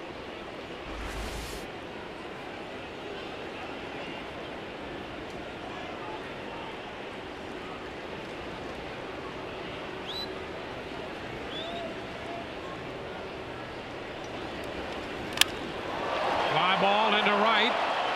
Myers back to the track. Gone.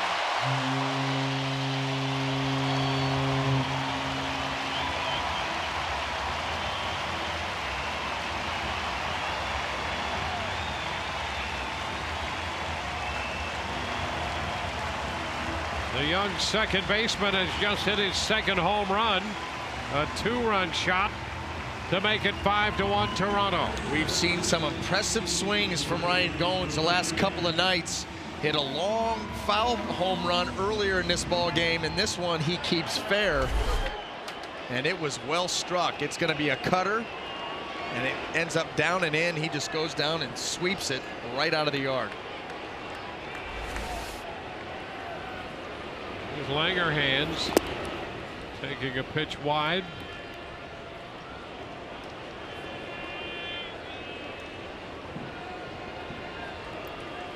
Langerhans has been on twice. He walked his first time. Here's the home run swing by Ryan Goins.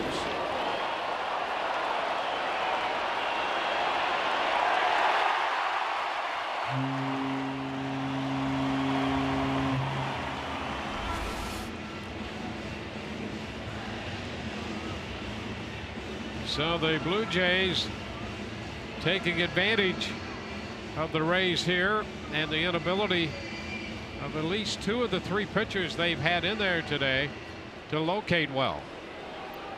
Dwayne, you made mention of it. The last 3 innings, the Blue Jays have put the leadoff man aboard, and guess what?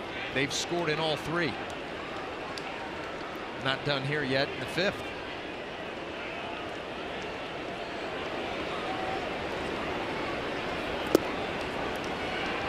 Pitch outside.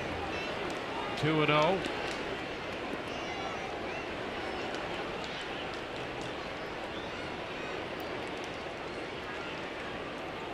One run off Archer, 2 runs off Torres, 2 runs off Wright.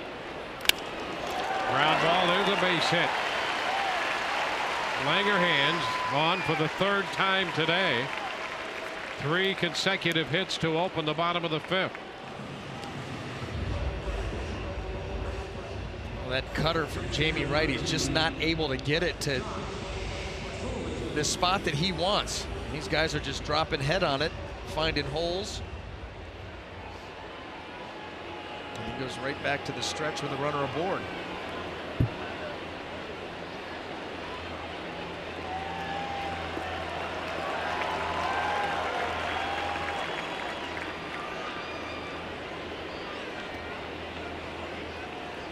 Toronto now with 11 hits in the game, hitting in the bottom of the 5th. Goes the runner and a swing and a miss. Down to second, Langerhans. He was breaking, so he'll get a steal on that swing and a miss as the ball got away. The count to Tolle is a strike. Yeah, you don't know if this was a hit and run, a little protection here by Tolle. But he is going to provide some distraction here with the swing, and that ball just out of the webbing of Molina's glove. And here the Blue Jays again aggressive on the base paths with the lead.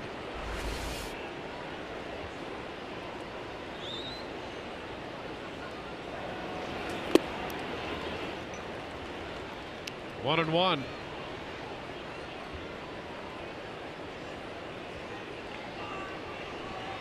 Brandon Gomes now up in the Rays bullpen.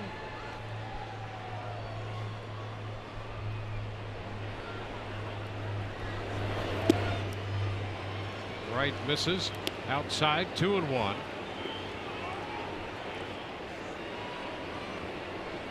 The Rays have won the season series from the Blue Jays 10-7, but the Blue Jays making a statement here today. Well, they sure are. They have come ready to play. 2-2 with the foul ball.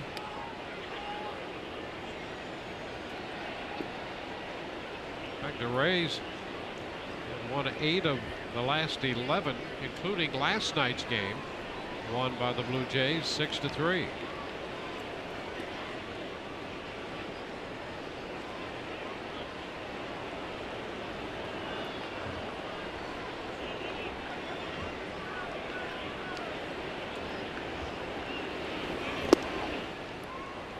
That misses outside. Stayed wide. The Rays want to get to the postseason. You know, nothing's going to be given to you. You're going to have to go out and earn it. And the Blue Jays, boy, to their credit, and you know, you've got a lot of young guys in this lineup that are, you know, hoping for opportunities in the future to be a part of this club next year when the team's at full strength, and they are playing as hard as you could want them to. Totally a wave and a miss. There'll have to be a toss to first. Molina down to Loney, and that's the first out recorded in the bottom of the 5th inning. And that's a point you can't overlook. While the Rays have a lot riding on this game today and tomorrow, this Toronto ball club young, and they're playing to get the opportunity to play in the major leagues. Pitching change coming as Joe Maddon again walks to the mound.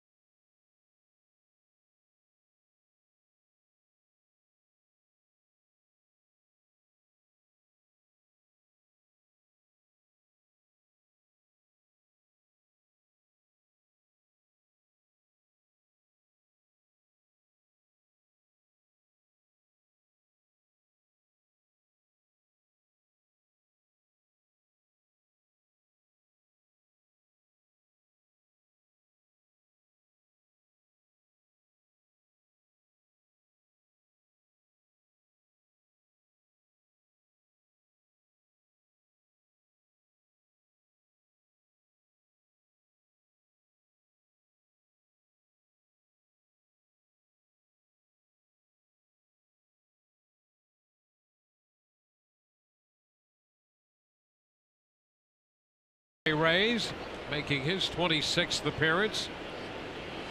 Most recently in last night's game for a third of an inning when he recorded a strikeout and left a man on base. You can see right there 27 strikeouts in 18 2/3, and don't let that ERA of over 6 fool you. He's been throwing the ball very, very well for Joe Maddon.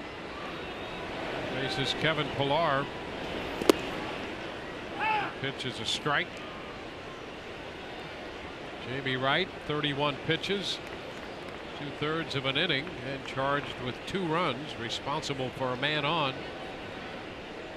Langer hands the runner at second base belonging to Wright's account.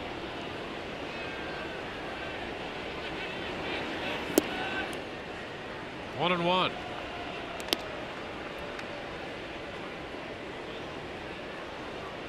This has been a day thus far here in the bottom of the 5th inning where Rays pitching has just not executed their pitches. Good game plan, and that's all well and good, but you've got to be able to execute, and they have not done that through 4 1/3. There's a strike. Around the knees, 1 ball, 2 strikes. They're down by 4. They need a stop here and some offensive momentum. The Blue Jays applying all the pressure today.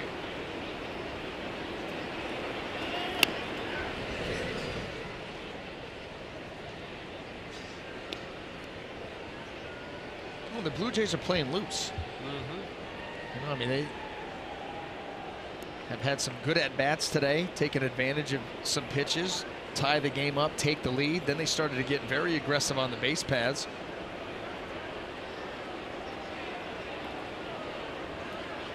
Let it all hang out. Got nothing to lose. Sometimes those are the most dangerous teams to face. 2-2 the count. Pilar was part of the 2-run 4th inning. He reached on a base hit that was backhanded by Escobar, but deep in the hole at short. And Pilar beat the throw to first. That's the top of the order. Jose Reyes waiting on deck. Into left. Rodriguez will go to the wall, and that one is gone. Pilar hits a 2-run home run.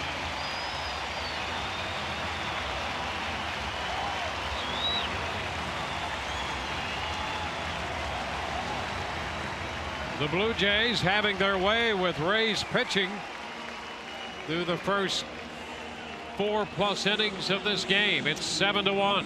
Kevin Pilar, the slider down and away has been an extremely effective pitch against him when it has been located well. This one here hangs, and don't think that that's not been lost on him the way that the Rays are pitching it. So he's looking for that pitch. He gets a hanger and he makes him pay.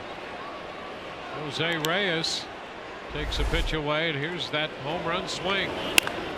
He stayed nice and short with the swing, hands right to the baseball. Gets it into the bullpen.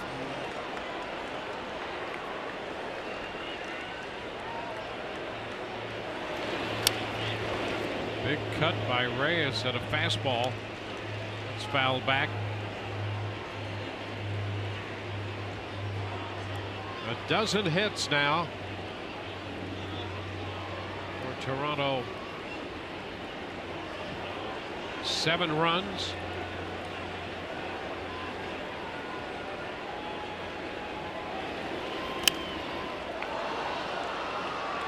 One and 2.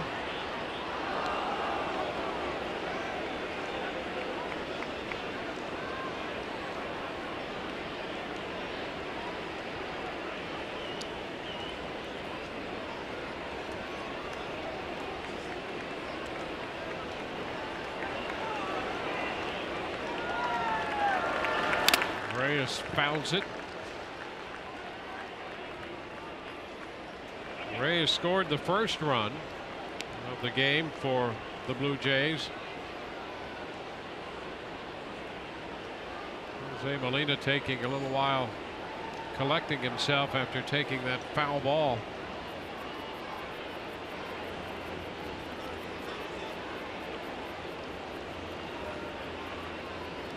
Cesar Ramos up in the bullpen.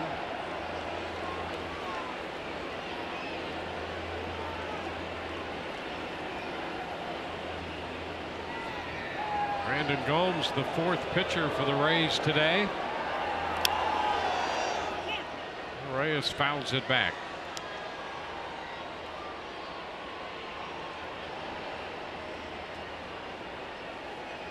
Rays came in here on a 7-game winning streak.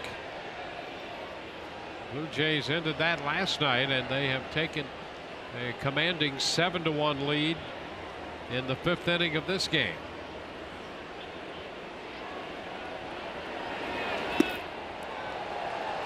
2-2. You know what? We have seen these Blue Jay hitters time and time again put good at-bats, not conceding anything. Trying to get good looks at pitches, not giving up at-bats, trying to make each and every one count. Boys, it paid off in a big way.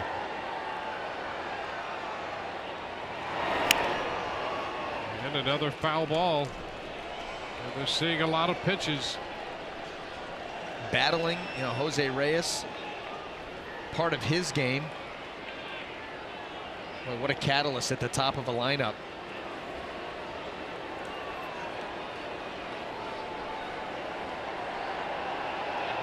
Brett Lawrie is on deck. And Reyes is out on strikes. 2 gone.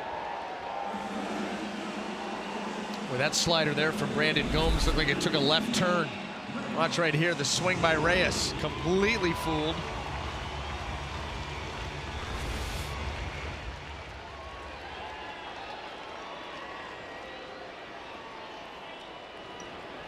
Brett Lawrie with 2 singles and a walk has been on all 3 times.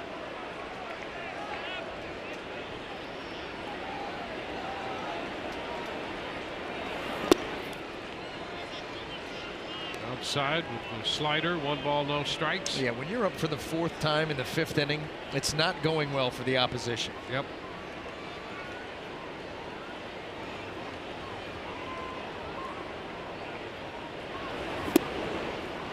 One and one.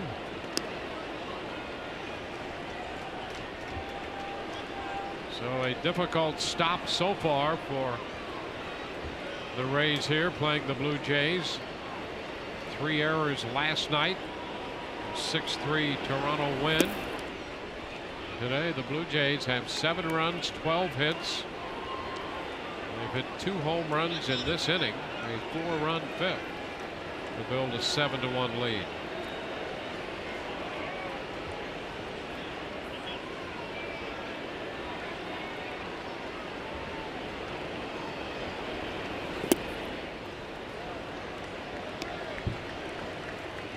That runs the count to 3-1.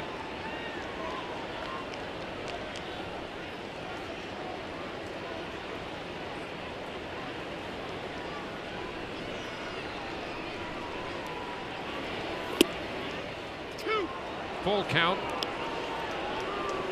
Brandon Gomes goes with the fastball there. Steady diet of breaking balls to Brett Lawrie. Goes to the fastball 3-1. Catches the upper outer edge of the strike zone.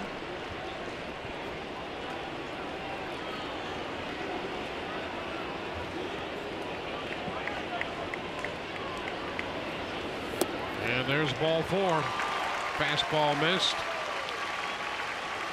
So this inning will continue.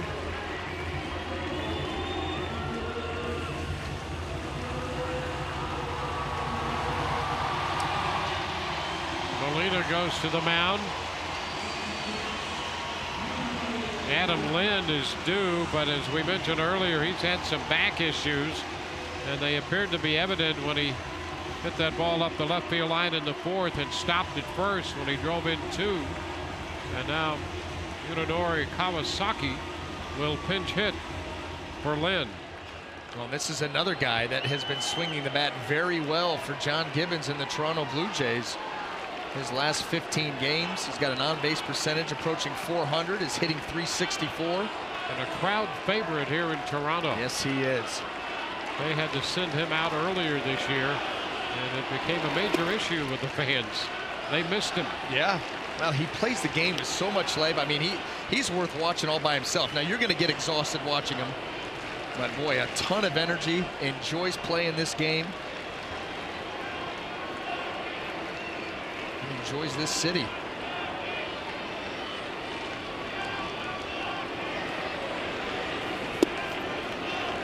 It's a strike. It's 1-1. He plays with great energy.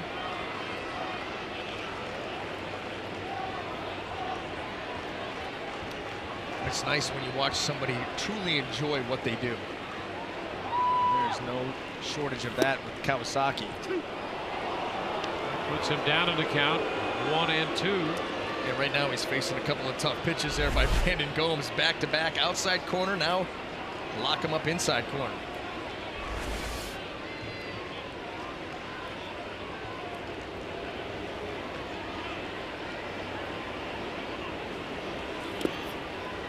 Walked by Molina. 2 balls, 2 strikes. Red Laurie is walked. He's at first. It'll be very interesting to see when Jay Happ comes back out. He's had back-to-back innings of having to sit for an awful long time. How sharp is he going to be? Can the Rays take advantage? If he's not. Big swing and a miss, and down goes Kawasaki. 2 home runs in the inning. 8 men come to the plate. Goins hit one out. Pilar also connected. And through 5 innings, Toronto has built a 7-1 lead.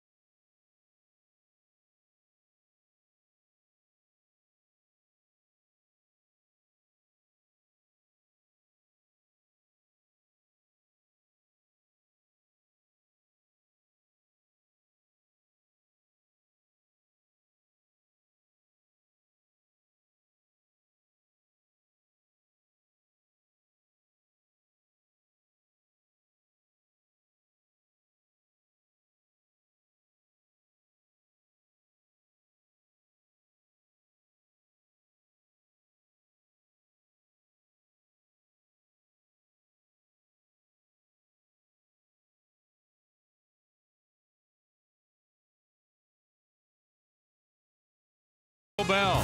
Sometimes you gotta live Moss. And by Budweiser, the official beer of Major League Baseball. Great times are waiting. Grab some buds. Ben Zobrist fouling off a pitch beginning the 6th inning. Ben opened the game with a double off the center field wall and scored on a base hit by Will Myers. Shot foul. Ooh. Boy, look out. Tell you what, you're sitting down at a Major League ball game down near the dugouts. You had better keep your head on a swivel. These balls get rocketed up there. You don't have a whole lot of time to think about it.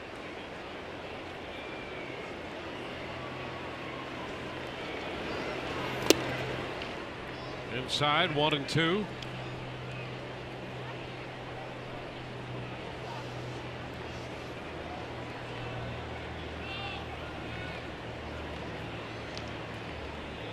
Sean Rodriguez due next, followed by Myers.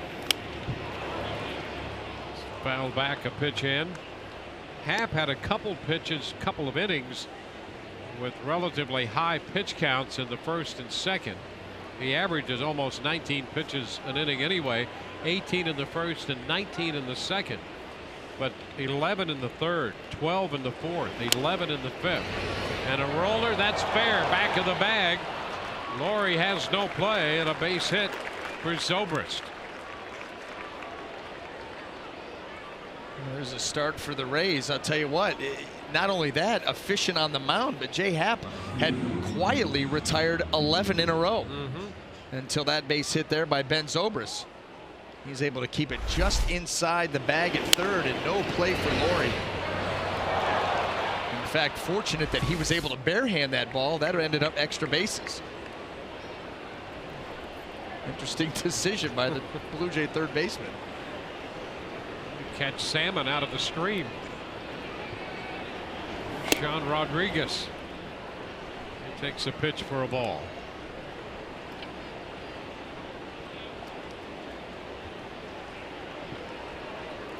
He's another one.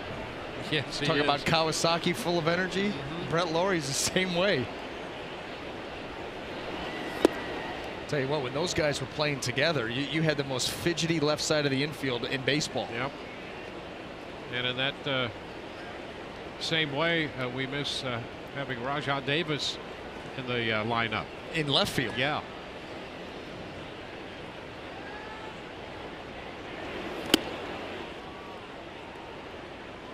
Sean Rodriguez ahead in the count. 3-0. Well, this is what the Rays need if they want to climb back in this ball game. You're not going to be able to do it all at once, down by 6 runs. You need base runners. They've got one. Could be on the verge of getting another.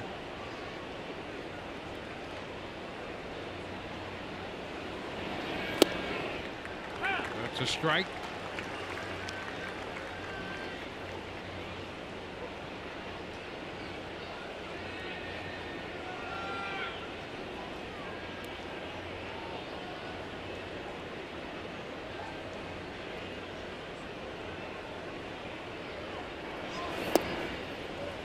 And another base runner on the walk.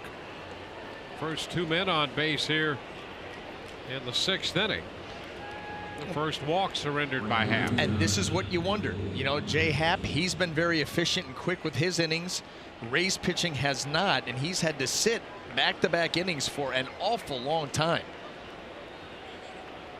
Comes right out here and then is in immediate trouble.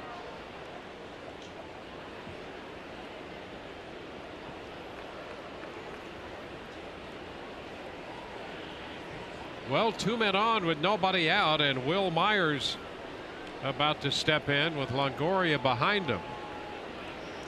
So if the Rays are to mount any kind of comeback, they would be poised to do that right now.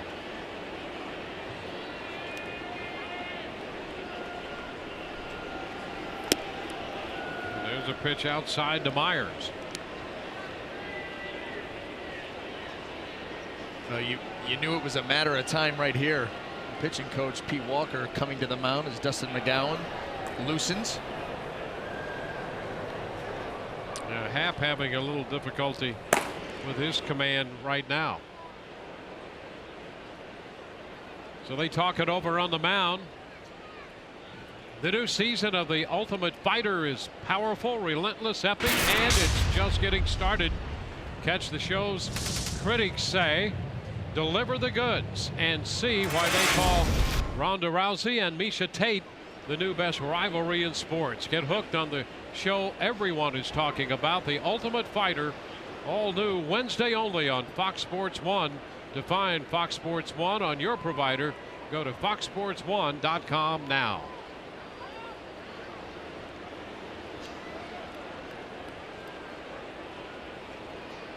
John Gibbons looking on. 1-0 the count on Myers.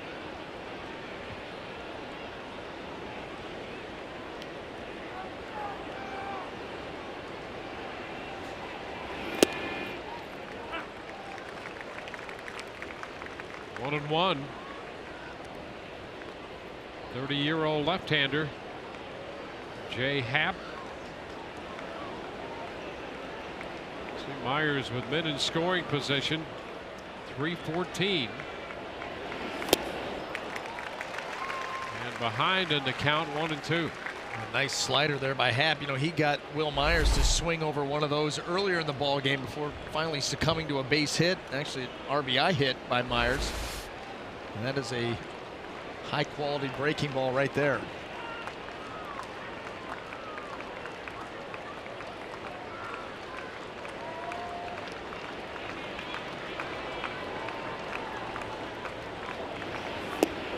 2-2.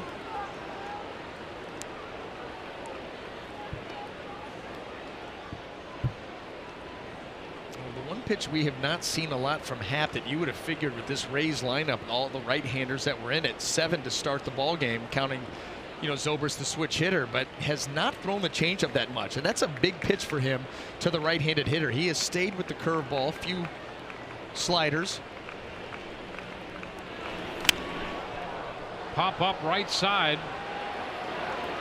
Foul ball, and Langerhans makes the catch. Yeah, and here frequently, or recently, it has been the second most used pitch by him. Yeah, and you wonder, is it game plan specific? Did he not have a feel for it coming out of the bullpen? Or, is the arm angle playing tricks with that? You just don't know. But the one thing that you do know, you look at his pitch breakouts, and that's a pitch that he prefers, his second most used pitch to the right-handed hitter, and he is, well, it's been few and far between this afternoon. Here's Evan Longoria with 2 men on, 1 out. It's the first time the Rays have had base runners since the second inning.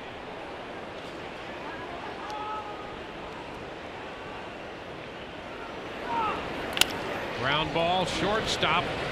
Reyes to Gomes over to first. 6-4-3 on the double play. So Happ gets out of that, throwing the ground ball. And the Blue Jays turn it into 2. Bottom of the 6th coming up. 7-1 Toronto.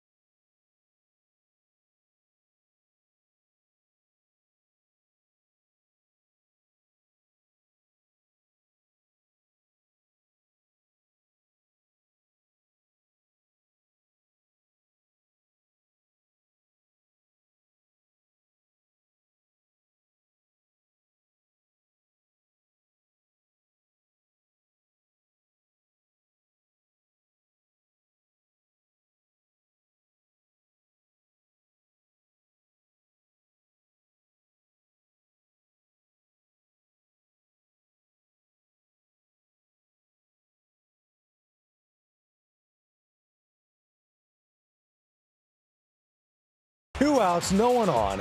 The shift is on, but Josh Hamilton still able to reach out and get to second base with a double. Mike Trout due up next. They need a base runner to make this interesting, and they got it. Ball 4. Joe Nathan against Howie Kendrick. Swing and a miss. 43rd save of the year for Nathan.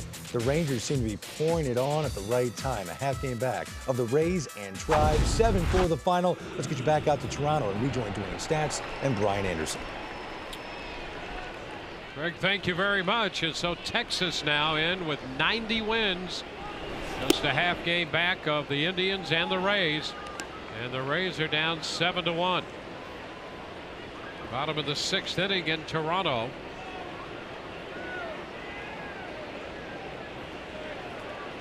Jose Sierra leading off here. Rays have a new pitcher.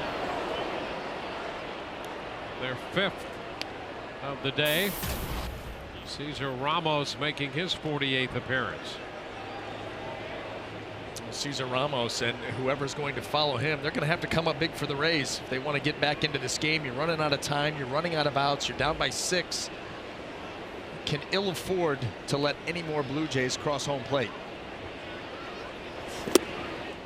Sierra missed that one.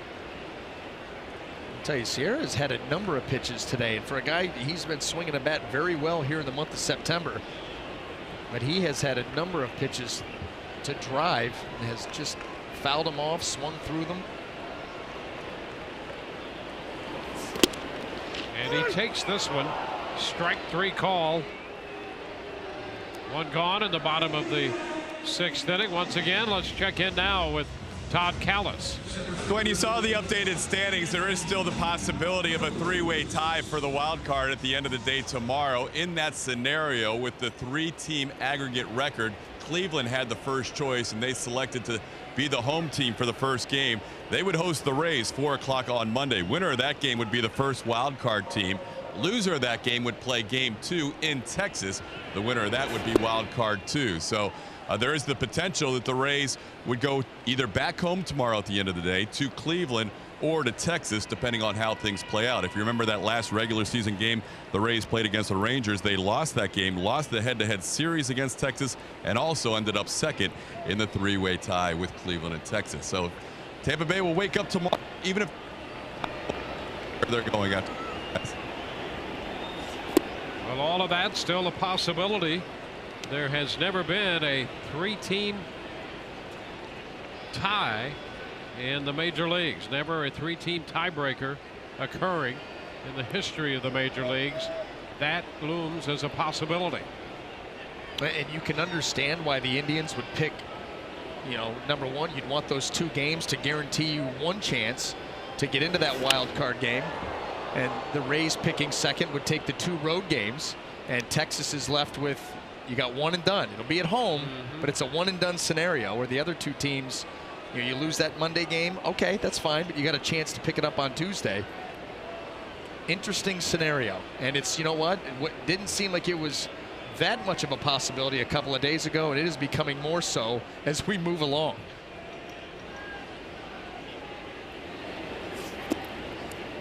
This one is down. Well, we indeed are moving even further into uncharted ground, with that the 3-way tiebreaker becoming a necessity, at least the potential for that. Not there yet. Closing fast.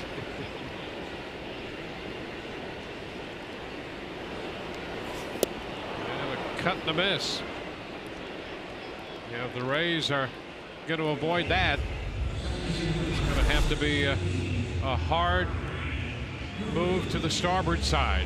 And they've got their work cut out for them with 3 chances to go. And as you can see from that shot right there, delivering that ball to home plate, you're starting to see some shadows get involved. The bank of lights starting to come into the field of play. That's never easy to deal with.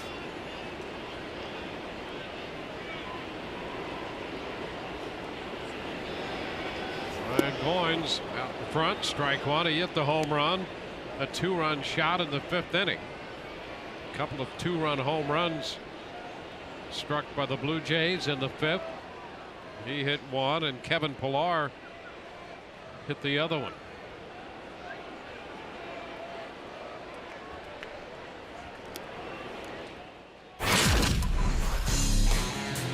Here's the blast by the Blue Jays second baseman back in the 5th. 1 run off Archer today, 2 off Torres, 3 off Wright, Jamie Wright, and 1 off Brandon Gomes.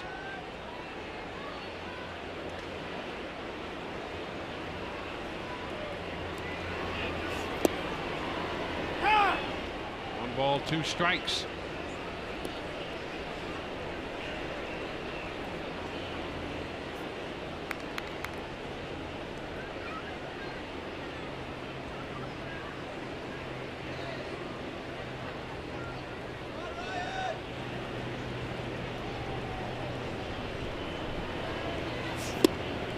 That's a strike at the knees.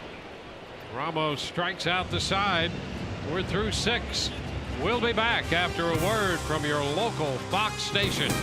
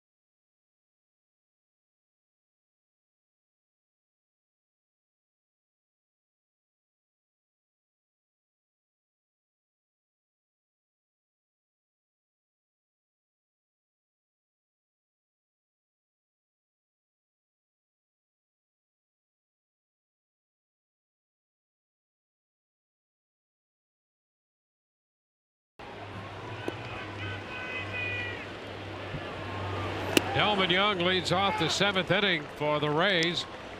Fastball from Jay Happ is a strike. The Rays have 1 run, 4 hits off Happ. The run came in the first. Young 2 ground ball outs against the left-hander.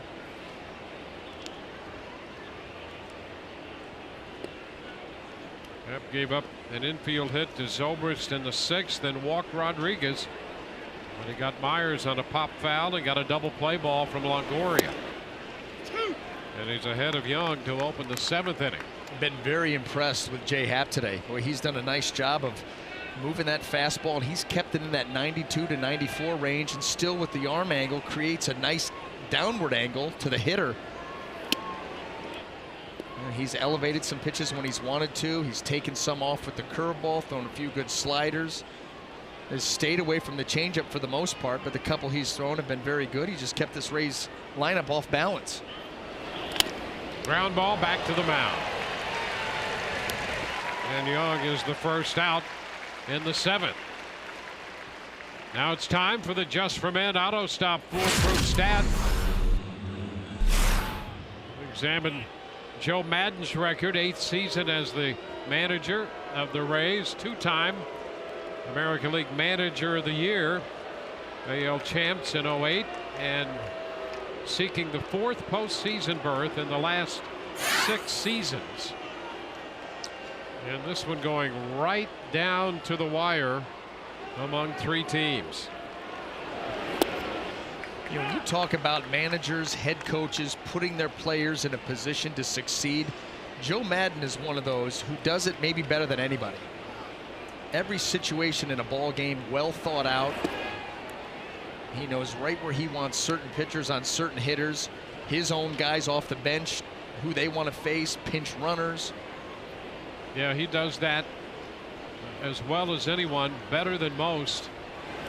He takes all the information that's available and spends his time trying to figure out what you can do to put your particular pitcher or hitter, player in general, in a position to win. Right down to his defense. You know, we've seen the shift. We've seen the shift change during the course of an at-bat in a certain count. Yep.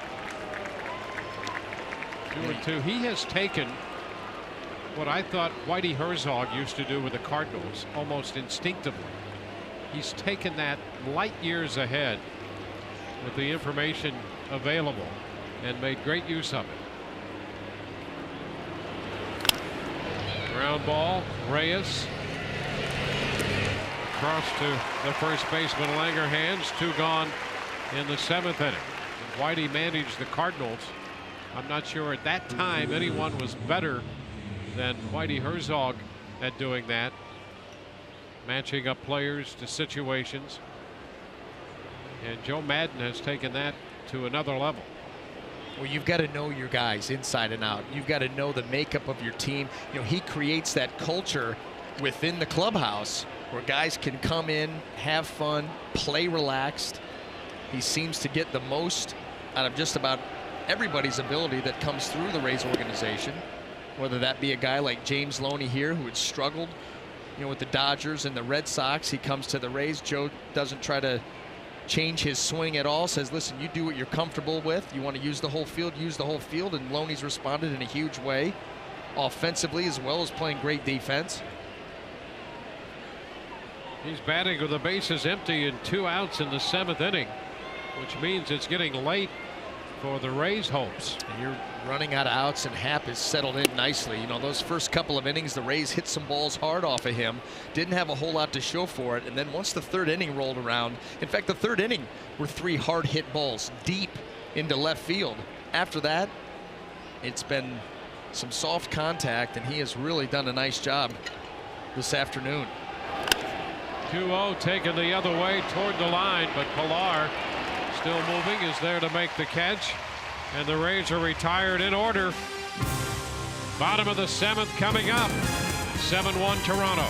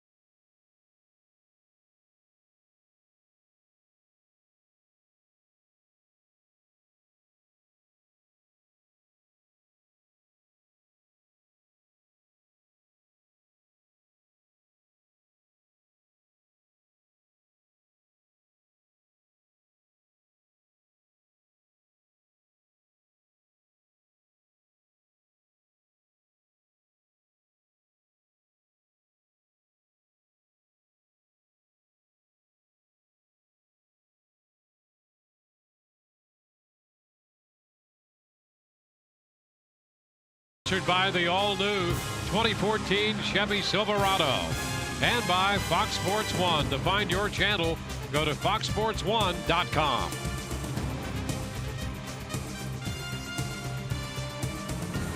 From Rogers Center in Toronto on to the bottom of the 7th inning. Ryan Langerhans facing the Rays lefty Cesar Ramos. First pitch misses. Langerhans has been on 3 times with a walk, a bunt single, and a base hit to right. There's a stolen base and 2 runs scored.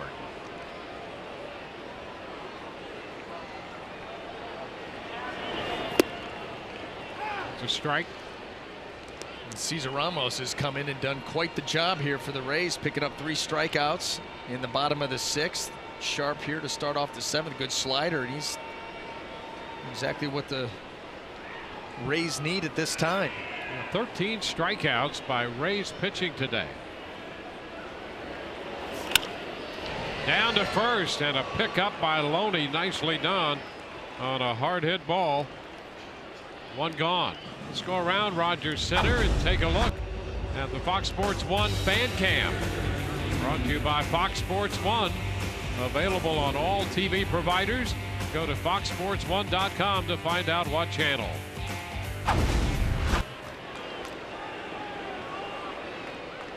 Josh Thole, the catcher, up here.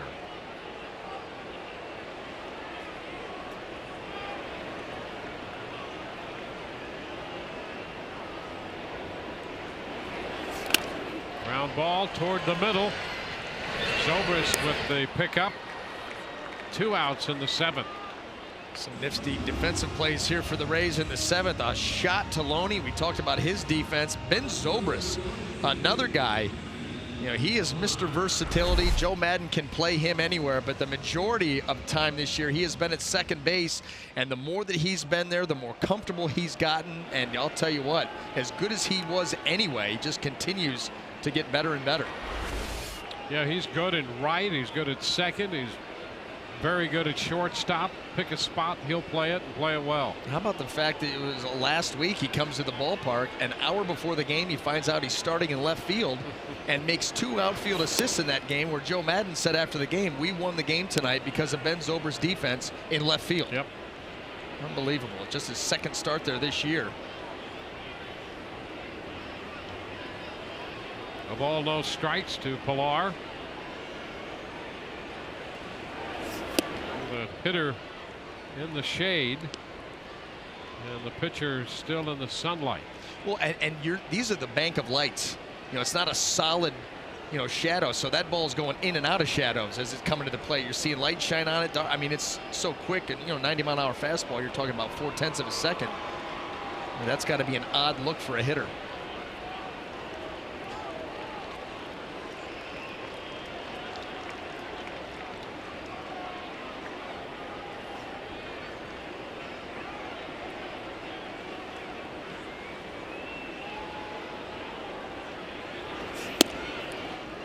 Outside, 2-1. I think I'd rather be the guy throwing it. I think you're right.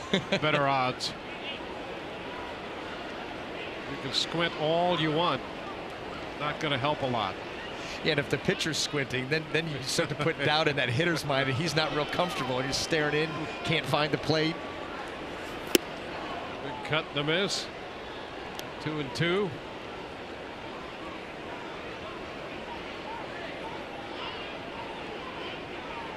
The Rays scored in the 1st. The Blue Jays scored in the 3rd. Continued to score down the middle of this game. A 2-run 4th and a 4-run 5th. We're in the 7th. And strike 3 call, the 1-2-3 inning for the 2nd straight frame for Ramos. 7-1 as we go to the 8th, Toronto.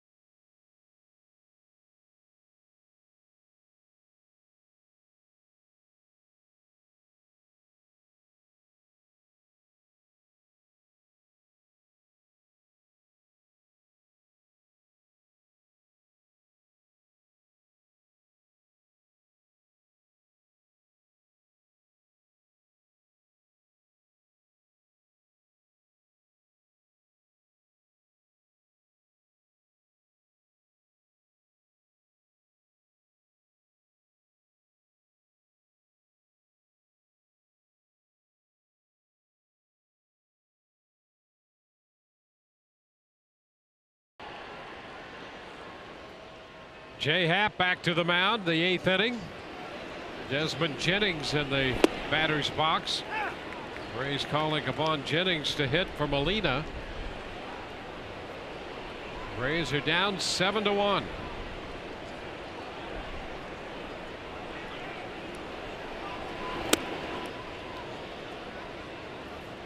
Well, 1-1 to count. You're running out of time, and you got a pitcher out of the mound oozing confidence.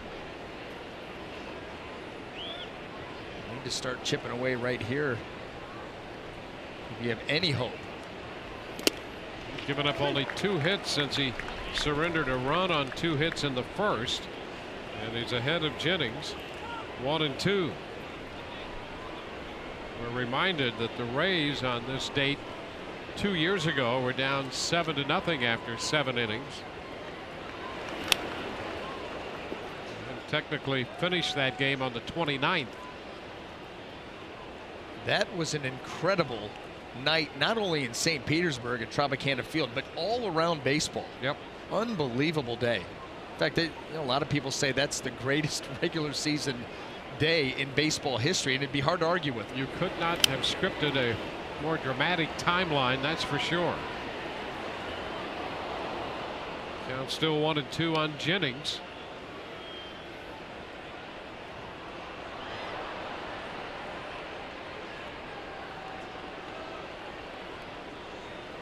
Happ has walked only 1. He gave up the first inning run when Myers singled home Zobrist. He had a stretch of 11 in a row, retired. It's a foul ball straight back, out of play. Came out in the 6th inning, and Zobrist reached on a base hit, then a walk to Rodriguez, and the Rays thought they might have something going, but Happ got Myers on a pop foul and got Longoria on a double play ball. Yeah, that was that. The heart of the order, a lot of power there for the Rays. And ground ball to third. Lowry's throw in time at first. 1 out in the 8th. And Jennings grounds out. Let's take a look at the Fox Sports 1 pitcher comparison, brought to you by Fox Sports 1, available on all TV providers. Go to foxsports1.com to find out what channel. Chris Archer, 2 1/3, and battled his command. yeah, manager Joe Madden had the quick hook with Chris Archer, just didn't see that command improving during his outing. Went to the bullpen early, and Jay Happ, who was a little wobbly early, has really righted the ship and has been tremendous for most of the day. Another pinch hitter, Tim Beckham, 2 of 6 since coming up from Durham. Beckham hits for Sam Fold.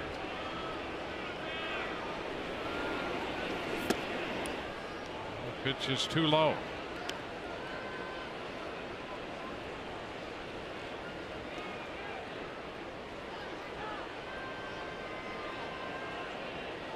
Rays have had base runners in only 3 innings.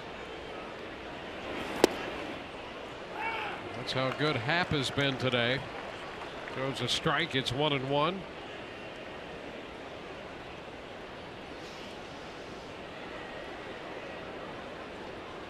In the 2nd inning, the Rays had Loney reach on a high pop-up on the infield that fell for a double. Third on a pass ball and was stranded there.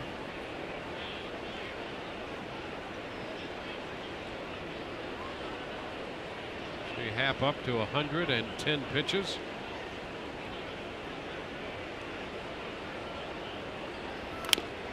Tapper, first base line, going to be foul.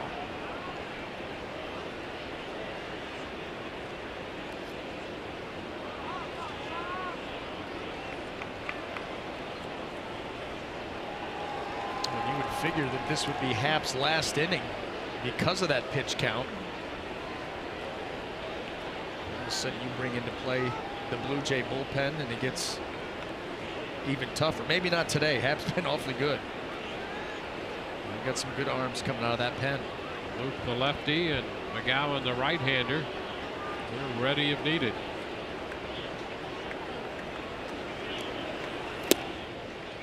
The pitch stayed wide. Tried to break it over. Yeah, he did, and Jay Happ thought he got it. He started to do the turn as he was waiting for the ball to be thrown around, only to realize Chad Fairchild had not given the green light to that pitch being a strike.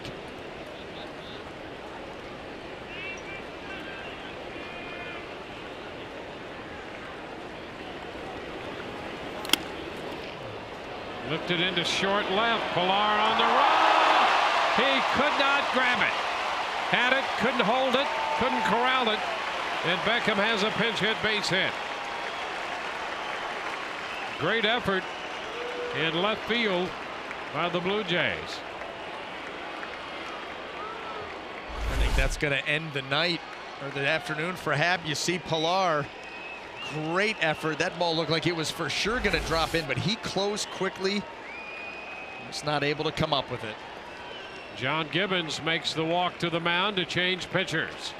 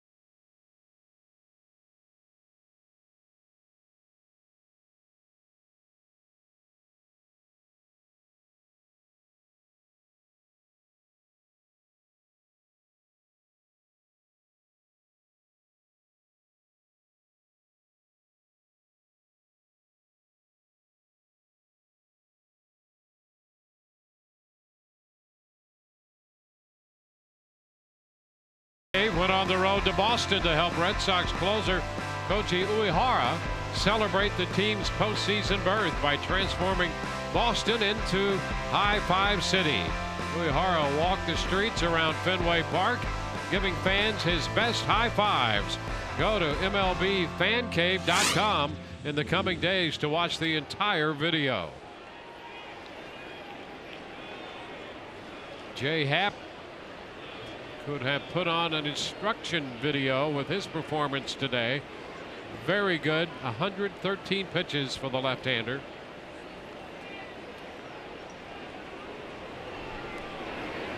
Aaron Loup, the new pitcher. Vin Zobrist from the right side takes a strike. Aaron Loup on for the 64th time, 68 2/3 innings, and you can see the tough arm angle from the lefty, sidearm. Lifted into left. Pilar toward the line, angling back, and makes the catch. That's the second out. Well, Jay Happ gave up a couple hard hit balls early in the ball game, and then that would be it. And he really ends his season on a high note. Elevate the fastball there against Evan Longoria, driving it downhill with good angle. You see the curveball had a lot of depth today. He threw some good sliders, but overall he worked everything. You can see manager John Gibbons right there, letting him know how good of a job he did in wrapping up what was a very trying season. Sean Rodriguez takes the pitch for a ball. Well, this performance certainly an uplifting note for the Blue Jays as they look ahead toward next year and try to put together a rotation to have this kind of performance from Jay Happ. Well, they have to feel good about it. Jay Happ has to feel good about it. I mean, he really was impressive. The velocity was good. You know, that arm angle, you talk about the command, he had the one walk, but that was after those, you know, he had a couple of innings where he sat for a long time. Not always easy to crank it back up and be right back on point, but for the most part, he was able to do that. Ground ball left side, diving stop, Laurie, and he gets rid of the throw to second for the force, and what a play by Laurie at third base. He gets Beckham on the force to retire the Rays in the 8th inning. Outstanding play there by Laurie.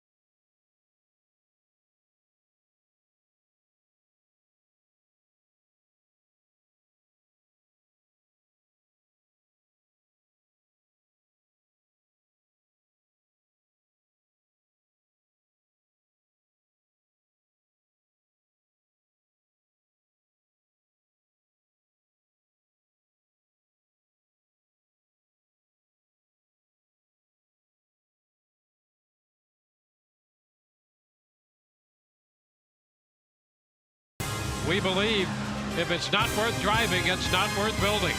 And by the makers of One A Day Men's, the official multivitamin of MLB.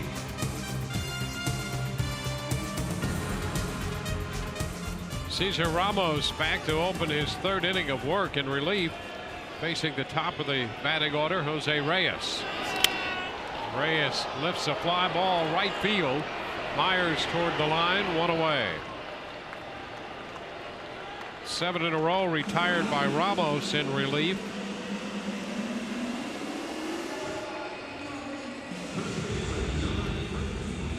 Jose Lobaton in behind the plate.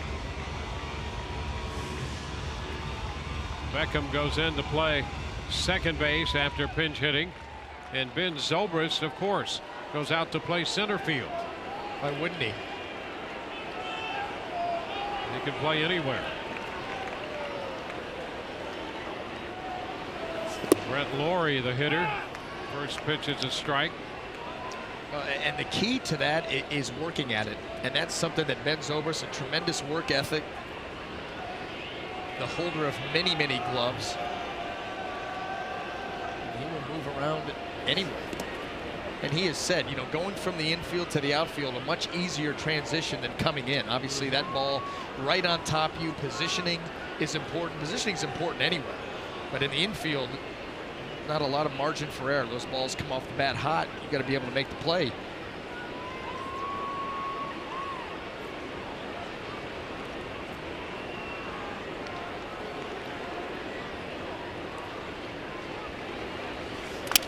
Ground ball headed toward the middle. Beckham, nice pickup, and the throw, got him.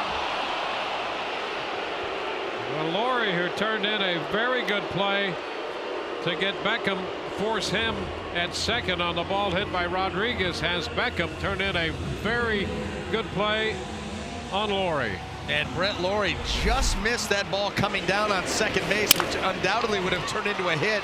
Just misses it. Beckham on the shortstop side. Well, that's as close as you can get. What a play. 2 outs. Here's Kawasaki.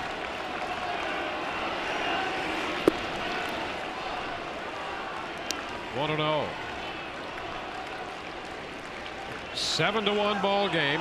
It has been that way since the 5th.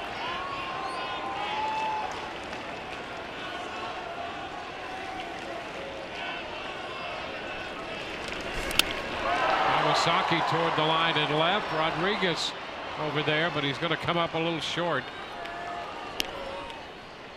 1-1. Fox Sports supports is proud to partner with Johns Hopkins Medicine. Johns Hopkins is at the forefront of groundbreaking research into autoimmune disorders like multiple sclerosis and lupus. Join us in the fight against autoimmune disease. Donate by visiting hopkinsmedicine.org/Fox.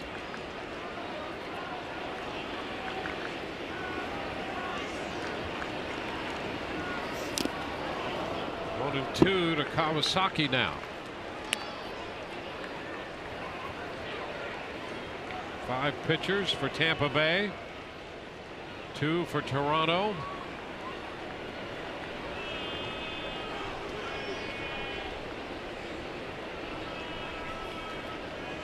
On a day in which Rays pitching has allowed 7 runs and 12 hits, they've notched 14 strikeouts. 2-2. Where was Kawasaki headed there? Got the slider breaking down and away, and he's jerking out of there up the first baseline.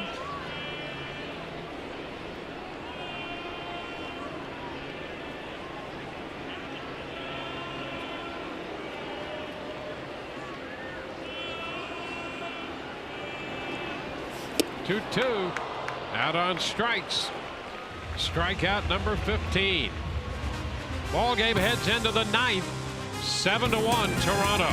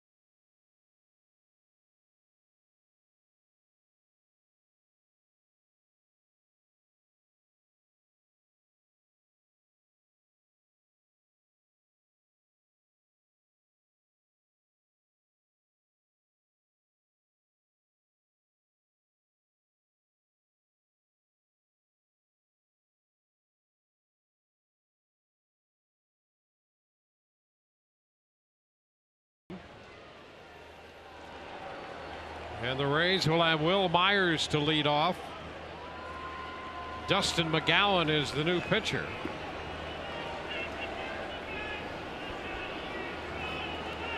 So Luke worked 2/3.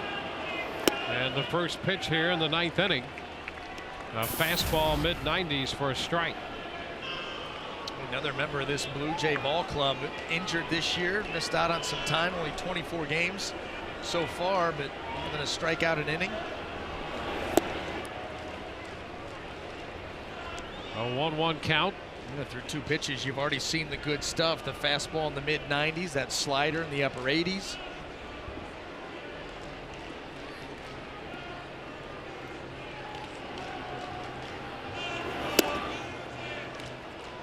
Upstairs, Wil Myers, a prime Rookie of the Year candidate, drove in a run back in the first, and that's the extent of the run scoring for the Rays as they bat here in the 9th. 2-2. Well, just challenging him there with 94 right out over the plate. Wil Myers swings through it.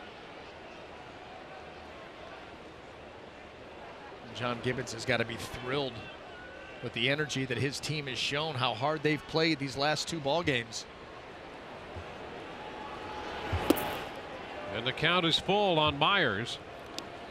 Jay Happ pitched 7 1/3, gave up 1 run. That came in the first, allowing just 5 hits. Luke 2/3 of an inning, and now it's McGowan.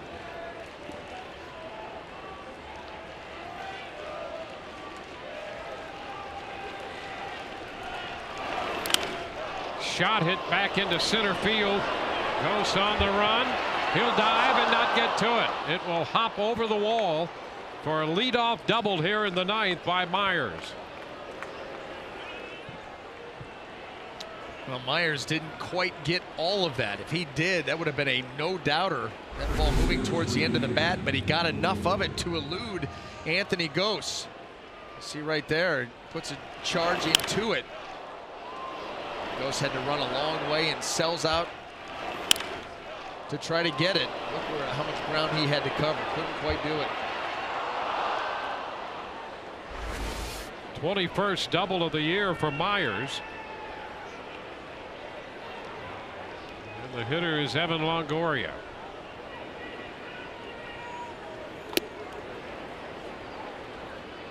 Ball 1.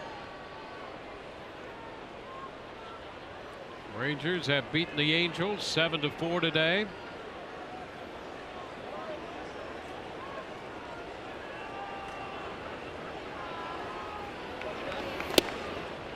That's on the corner. 1-1.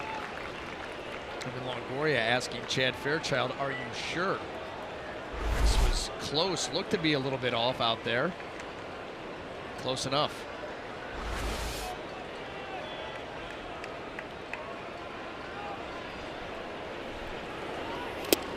And he goes right back out there. Yeah, that strike was, 2. That was a no-doubter. That was paint right down the outside corner.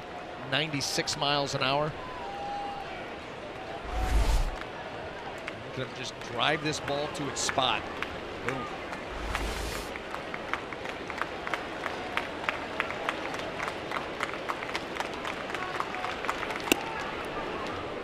Two and two.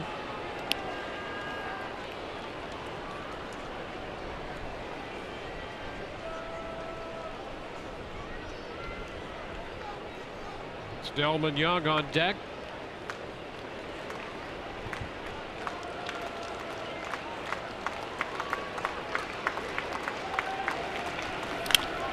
Longoria sends it the other way. All the way to the warning track, and that ball caught out there. Tag at second. Myers will go to third. Longoria hit the ball a long way, and Sierra turned around.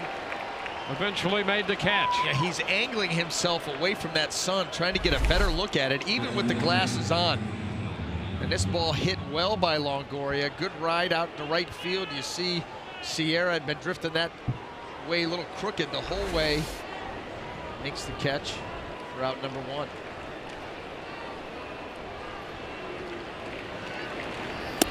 Elman Young. Pitch away. Elman 0 for 3. Facing McGowan now, and you can see lifetime 1 of 11 against the hard-throwing right-hander. 1-1.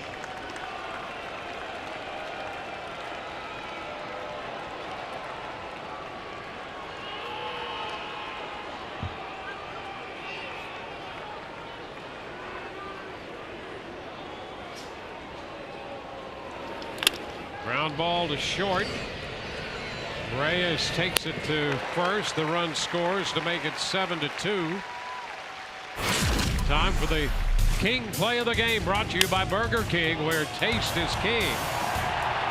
A 4-run fifth, 2 home runs. Ryan Goins a 2-run home run in the 5th inning, going 2nd of the year, and then Kevin Pillar belted a 2-run home run. That opened it up, made it 7-1. It's now 7-2. And here's Yunel Escobar. Fouls it up the right side for a strike. Rays scored a run in the 1st. They have a run in the 9th, and in between, the Blue Jays scored 1 in the 3rd, 2 in the 4th, and 4 in the 5th.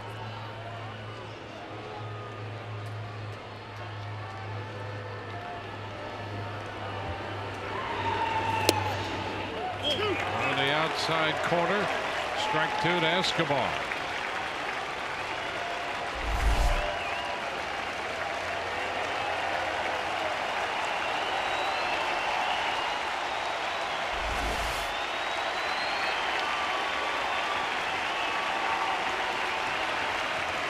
Blue Jays right-hander. This is up with the fastball, up and away. You see how far off the plate Josh Thole was setting. He's trying to see how far Yunel Escobar was willing to go with the swing, trying to get him to chase. 2-2. Rays down to their final out. An out away from falling out of a share of the top wild card spot. Cleveland right now 90-70. Texas 90-71. The Rays 1 out away from being 90-71.